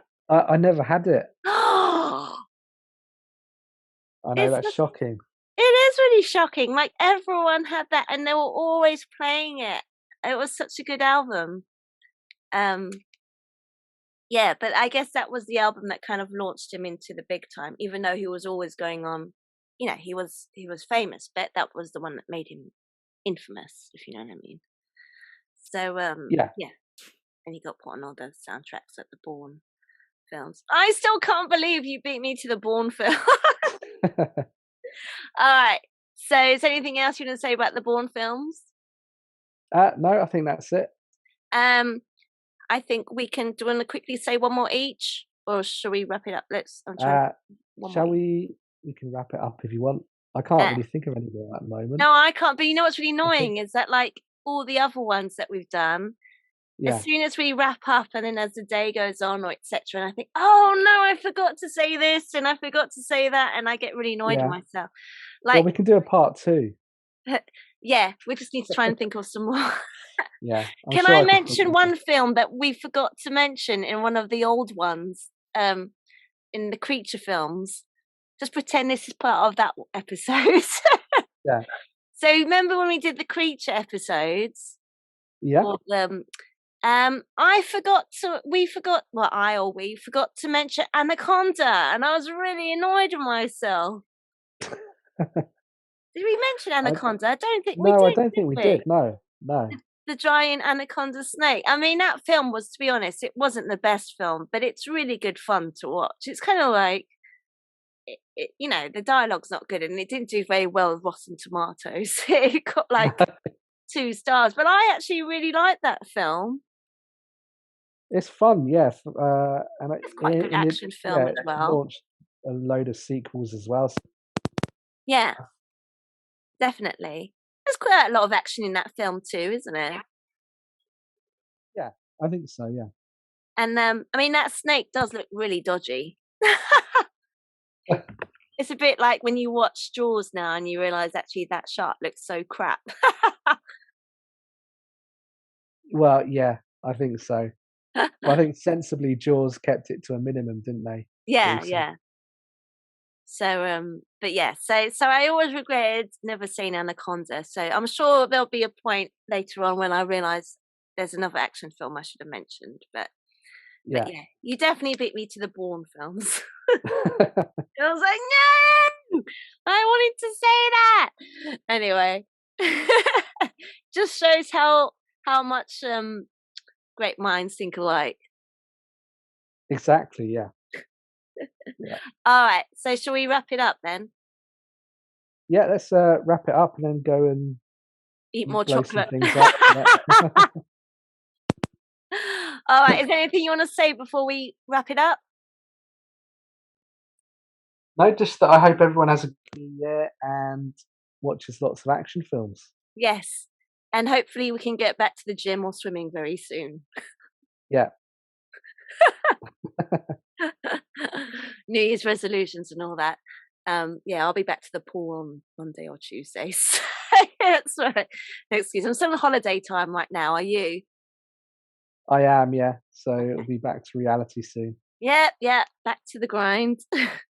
Yeah. All right, thank you, Tom. I tell you what, let's sign off by saying 1, 2, 3, Happy New Year. Let's do that, and then we can finish. Yep. All Okay. right, you ready? So, Yeah. should we do like the countdown? Let's say 3, 2, 1. Yeah, we can do that. All right, so you ready? So we'll say it together. Ready? Yeah. And go. 3, 2, 2, 1. 1. Happy Happy New New Year. Year! All right, thank you, Tom. Thank you. Take care, and I'm I'll sure see you we'll later. talk to you soon. Yeah. Okay. See you later. Bye-bye. Bye.